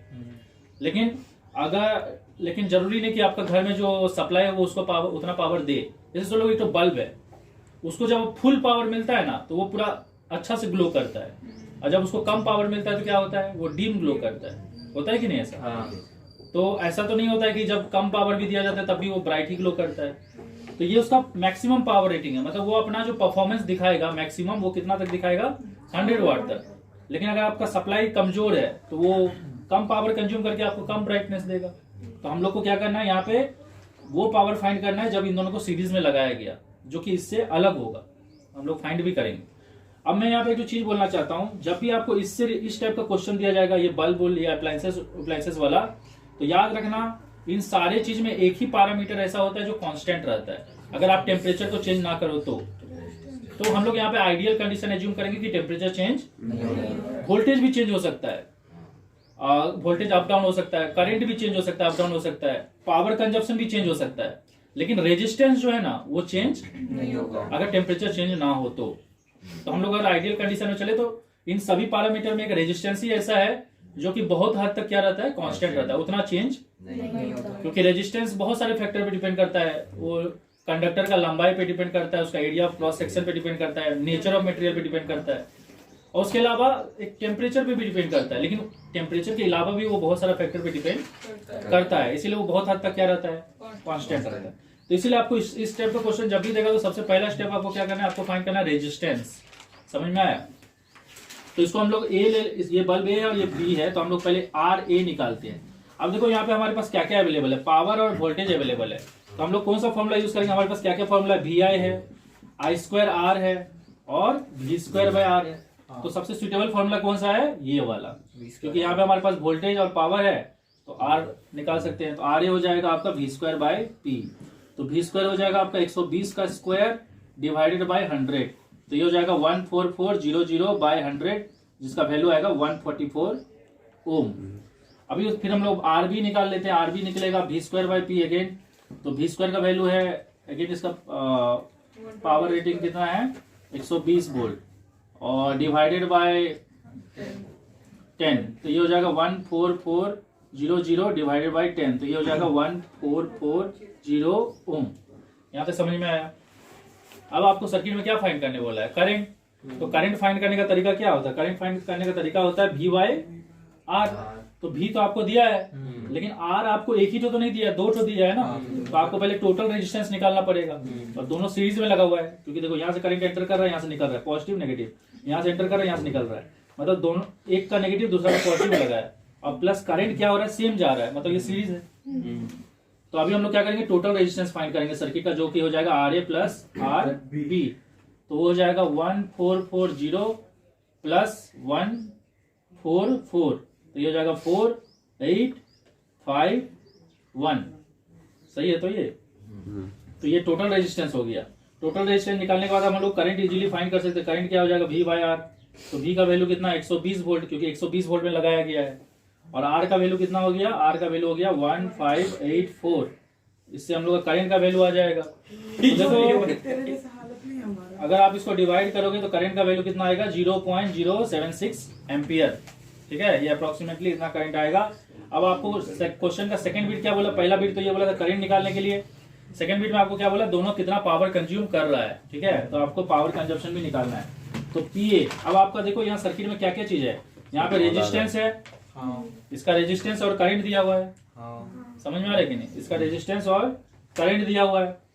तो ये हम लोग कौन सा फॉर्मूला यूज करेंगे, सबसे सुटेबल फॉर्मूला होगा आई स्क्वायर आर।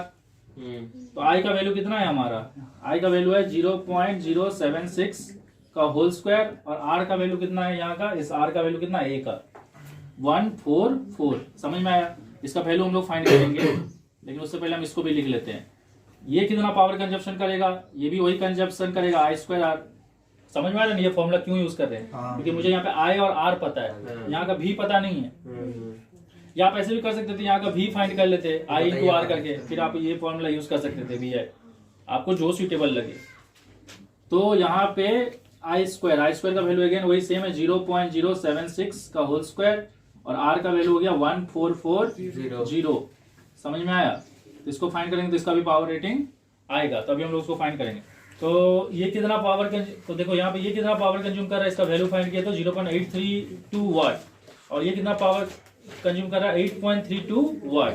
तो आप देख सकते हो उन लोगों का पावर रेटिंग बहुत ज्यादा है, लेकिन उन लोगों को पावर मिल कितना रहा है, कम मिल रहा है। तो वही बल्ब ना बहुत डीम जलेगा या नहीं के बराबर जलेगा। समझ में आया कि नहीं? लेकिन अभी हम लोग सेकेंड केस में क्या करेंगे, इन दोनों बल्ब को पैरेलल में लगा के देखते हैं, और पैरेलल में लगा के देखते हैं कि दोनों को करंट कितना मिल रहा है और दोनों का पावर कंजप्शन उनका जितना रेटिंग है उतना मिल रहा है कि नहीं, वो भी चेक करेंगे। अभी देखो हम लोग ने यहाँ पे पावर फाइंड किया, कौन सा फॉर्मूला था, आई स्क्वायर आर फॉर्मूला से फाइंड किया, जो कि कितना आया 0.832 आया। तो अगर आप चाहो तो पावर को ना इस फॉर्मूला से भी फाइंड कर सकते हो, क्या, P इंटू आई। लेकिन उसके लिए आपको पहला स्टेप क्या करना पड़ेगा, V निकालना पड़ेगा। किसका V निकालना पड़ेगा, ये इसका पोटेंशियल डिफरेंस निकालना पड़ेगा, मतलब ये कितना पोटेंशियल कंज्यूम कर रहा है। क्योंकि 120 तो टोटल पोटेंशियल डिफरेंस है ना, इसको तो कम मिलेगा, उसमें से थोड़ा इसको मिलेगा थोड़ा इसको मिलेगा। अब इसको कितना मिला इसको फाइंड करना पड़ेगा। तो इसमें करंट कितना जा रहा है 0.076 जो कि हम लोग फाइंड कर लिए थे, और इसका रेजिस्टेंस कितना है पहला वाला का 144। तो V equal to I R करके निकाल लिए पोटेंशियल डिफरेंस। तो इसको पोटेंशियल डिफरेंस कितना मिल रहा है 120 वोल्ट में से 10.944 वोल्ट। अब हम लोग का पावर का फॉर्मूला है V इंटू आई, तो V की जगह इसको जितना वोल्टेज मिल रहा है वो डाल दिए 10.944, और इसको इसमें से करंट कितना जा रहा है 0.076। तो अगर आप मल्टीप्लाई करोगे तो वही आ रहा है 0.832 वाट ही आ रहा है। देखो यहाँ पे फिर से हम लोग वही सेम क्वेश्चन लिए हैं, लेकिन ये सिचुएशन थोड़ा अलग है। इसमें दोनों बल्ब को पैरेलल में लगाया गया है। बाकी पावर रेटिंग देखो वो 100 वाट है, और वोल्टेज सप्लाई 120 वोल्ट है, मतलब 120 वोल्ट कम से कम मतलब इसको चाहिए ऑपरेट करने के लिए। और इससे ज्यादा वोल्टेज दोगे, मतलब ज्यादा से ज्यादा 120 वोल्ट तक ये ऑपरेट कर सकता है। उससे बियॉन्ड दोगे तो क्या होगा, खराब हो जाएगा, मतलब ज्यादा एक्सेस करंट के कारण डैमेज हो जाएगा। तो यहाँ पे हम लोग क्या किए, दोनों अप्लायंसेस को ऐसे पैरेलल में लगा दिए, और हम लोग फिर से इसका रेजिस्टेंस फाइंड किए, जो कि पिछला क्वेश्चन में भी फाइंड किए थे। तो ये का कितना आया 144, और इसका आया 1440। कौन सा फॉर्मूला से फाइंड किया समझ में आया, V स्क्वायर बाई P, क्योंकि V दिया हुआ है और P दिया हुआ है। रेजिस्टेंस निकल गया। अब ये दोनों पैरेलल में है। अब देखो यहाँ पे इस क्वेश्चन में क्या दिया है कि ये दोनों को पैरेलल में लगाना है, और सप्लाई भी कितना देना है 120 ही देना है। अब यहाँ से करंट जाएगा, करंट क्या होगा, दोनों ब्रांच में डिवाइड हो जाएगा, और करंट डिवाइड हो रहा है मतलब ये दोनों पैरेलल में है। अब पैरेलल में क्या होता है, वोल्टेज सेम होता है, ये पोटेंशियल डिफरेंस जितना ये भी उतना ही है। यहाँ तक आपको समझ में आया। अब हम लोग क्या बोला है क्वेश्चन में कि दोनों ब्रांच का करंट निकालने बोला है। तो इस ब्रांच का करंट कैसे निकालेंगे, V बाय आर। तो V हम लोग को पता है 120 वोल्ट है, और R हम लोग इसका निकाल चुके हैं 144, तो ये आया 0.84 एम्पियर। उसी तरह से IB कैसे निकालेंगे, यहाँ का वोल्टेज भी 120 है और यहाँ का रेजिस्टेंस है 1440, इसका आंसर आ रहा है 0.084 एम्पियर। अब देखो, अब ये क्वेश्चन में ये भी बोला कि ये पावर कितना कंज्यूम कर रहा है और ये कितना पावर कंज्यूम कर रहा है। तो इसका पावर कंजप्शन हम लोग जब फाइंड किए, कौन सा फॉर्मूला यूज किए, आई स्क्वायर आर, क्योंकि यहाँ पे आई पता है और आर पता है। अगर आप चाहते थे यहाँ पे V और I भी यूज कर सकते थे, V इंटू आई, क्योंकि देखो यहाँ पे V भी पता है और I भी पता है, जो आपको सुटेबल लगे कोई प्रॉब्लम नहीं है, सेम आंसर आएगा। तो आई स्क्वायर आर जब यूज किए तो आई का वैल्यू कितना था 120 बाई 144। कैलकुलेशन इजी हो सके इसलिए हम डायरेक्टली वो डेसिमल नहीं डाल के इसको कर दिए। तो ये हो जाएगा 14400, और ये हो जाएगा 144 इंटू 144, और ऊपर में 144 है, ये 144 कट जाएगा, और ये कितना जगह कटेगा 100 जब। तो देख लो जब पैरेलल में लगाए तो क्या हो रहा है, वो उतना ही पावर कंज्यूम कर रहा है जितना पावर रेटिंग उसका है। इससे पता चल रहा है कि पैरेलल में लगाने का बेनिफिट क्या है कि हर अप्लायंसेस उतना ही पावर कंज्यूम करेगा जितना रेटिंग से के लिए वो बना है, मतलब वो अप्लायंसेस अपना फुल फ्लेज फॉर्म में काम करेगा। अरे समझ में आ रहा है कि नहीं, मतलब वो अपना कंप्लीट आउटपुट देगा जब पैरेलल में लगाओगे तो। और सीरीज में लगाने से देखे थे ना कितना कम आउटपुट दे रहा था, 0 पॉइंट समथिंग दे रहा था। तो इसीलिए घर में अप्लायंसेस को कैसे लगाया जाता है, पैरेलल लगाया जाता है। पैरेलल लगाने से क्या फायदा है कि हर अप्लायंसेस अपना फुल मतलब परफॉर्मेंस करेगा। समझ में आ रहा है कि नहीं, तो अपना तरह से 100% एफिशिएंसी देने का कोशिश करेगा। एफिशिएंसी 100% नहीं देगा, पर वो अपना बेस्ट देगा, मतलब उसका जितना पावर रेटिंग है उतना देगा। उसी तरह से अगर आप इसका पावर रेटिंग फाइंड करोगे सेकेंड वाला बल्ब का, तो वो भी I2R ही फॉर्मूला यूज किया है। तो I का वैल्यू हो गया इस केस में कितना है 120/1440, और इसका रेजिस्टेंस कितना है 1440 जो कि यहाँ निकाले हैं। तो इसका वैल्यू काट के कितना आ रहा है 10 वाट। तो यहाँ पे आप देख सकते हो कि ये भी अपना बेस्ट परफॉर्मेंस दे रहा है, मतलब जितना इसका पावर रेटिंग है उतना ही दे रहा है। लेकिन सीरीज में लगाने से डीमेरिट क्या है कि वो अपना बेस्ट परफॉर्मेंस नहीं देता है, कम पावर कंज्यूम करता है, तो आपको परफॉर्मेंस भी उससे कम देगा। अगर आप बहुत सारा बल्ब को सीरीज में लगा दोगे तो बल्ब डीम जलेगा, पैरेलल में लगाओगे तो वो अपना बेस्ट देगा। समझ में आ रहा है? तो देखो जब ये पैरेलल में लगा है ना, तो आप चाहो तो आई को एक दूसरा तरीका से भी फाइंड कर सकते हो। आई को फाइंड करने का तरीका क्या है कि आप पावर से वोल्टेज को डिवाइड कर दो P/V। मतलब अगर आप इस फॉर्मूला से भी निकालोगे तो वही आंसर आएगा जो यहाँ पे आया है। लेकिन जब सीरीज में लगे रहता है ना, तब आप ये वाला फॉर्मूला यूज नहीं कर सकते, क्योंकि यहाँ पे पावर रेटिंग भले इसका 100 वाट है, लेकिन इसको उतना वोल्टेज नहीं मिल रहा है ना। ये 120 वोल्ट जो है वो तो पूरा को मिल रहा है, इस वाला बल्ब को भी मिल रहा है, और मतलब यहाँ पे 120 वोल्ट क्या हुआ, इन दोनों में डिवाइड हो जा रहा है। तो तब आप P/V करके नहीं निकाल सकते हो। लेकिन अगर पैरेलल में लगाए तो आप P/V करके निकाल सकते हो। लेकिन मैं एक चीज और बता देता हूँ, यहाँ पे P/V करके क्यों निकाल पा रहे हो, क्योंकि यहाँ पे सप्लाई वोल्टेज कितना दिया गया है 120 वोल्ट। हो सकता है आपको कोई क्वेश्चन में ऐसा दे दे कि उसको ऑपरेट करने के लिए तो 120 वोल्ट चाहिए, लेकिन आप उसको पैरेलल में किसके साथ लगाए हो, मान लो 80 वोल्ट के साथ लगाए हो। तब अगर आप आई को P/V से निकालोगे तो रॉन्ग आंसर आ जाएगा, क्योंकि यहाँ पे तो वोल्टेज अब 120 वोल्ट नहीं है, 80 वोल्ट है। तो वहाँ पे 80 कर देंगे ना बाय। हाँ, यहाँ तब 80 कर देंगे। हाँ, यहाँ 80 करके निकाल सकता। मैं मेरा बोलना है कि आप इस रेटिंग से तब नहीं निकाल सकते। अभी क्या कर सकते हो, इस रेटिंग से भी निकाल सकते हो अगर पैरेलल में है तो। लेकिन अगर पैरेलल में ये वाला सप्लाई वोल्टेज को कम कर दिया, यहाँ भले इसका रेटिंग 120 बोल दिया, वोल्ट दे दिया है, लेकिन यहाँ पे अगर बोल दिया 80 वोल्ट, तो फिर तो आप उस फॉर्मूला से नहीं निकाल पाओगे ना, रॉन्ग आंसर आ जाएगा ना। क्योंकि यहाँ पे आप 100 डालोगे, यहाँ पे आप 80 डालोगे, तो वही आंसर थोड़ी आएगा। अरे समझ में आ रहा है? हाँ। तो बेटर है कि आप इस तरीका से जाओ ताकि रॉन्ग होने का चांस ही ना हो। हाँ। देखो हम लोग जानते हैं energy is equal to power into time होता है, क्योंकि हम लोग जानते हैं पावर इज इक्वल टू होता है वर्क बाय टाइम, और वर्क और एनर्जी सेम होता है। तो energy is equal to power into time होगा, और पावर का एक फॉर्मूला I2R भी है, तो उस हिसाब से एनर्जी का एक फॉर्मूला क्या आ जाएगा I2RT। तो जब भी कोई अप्लायंसेस में करंट जाता है तो अप्लायंसेस क्या ऑफर करता है, रेजिस्टेंस। और जब अप्लायंसेस रेजिस्टेंस ऑफर करता है तो ये पावर ना लॉस होता है सराउंडिंग में। किस फॉर्म में लॉस होता है, in the form of heat energy. समझ में आया कि नहीं?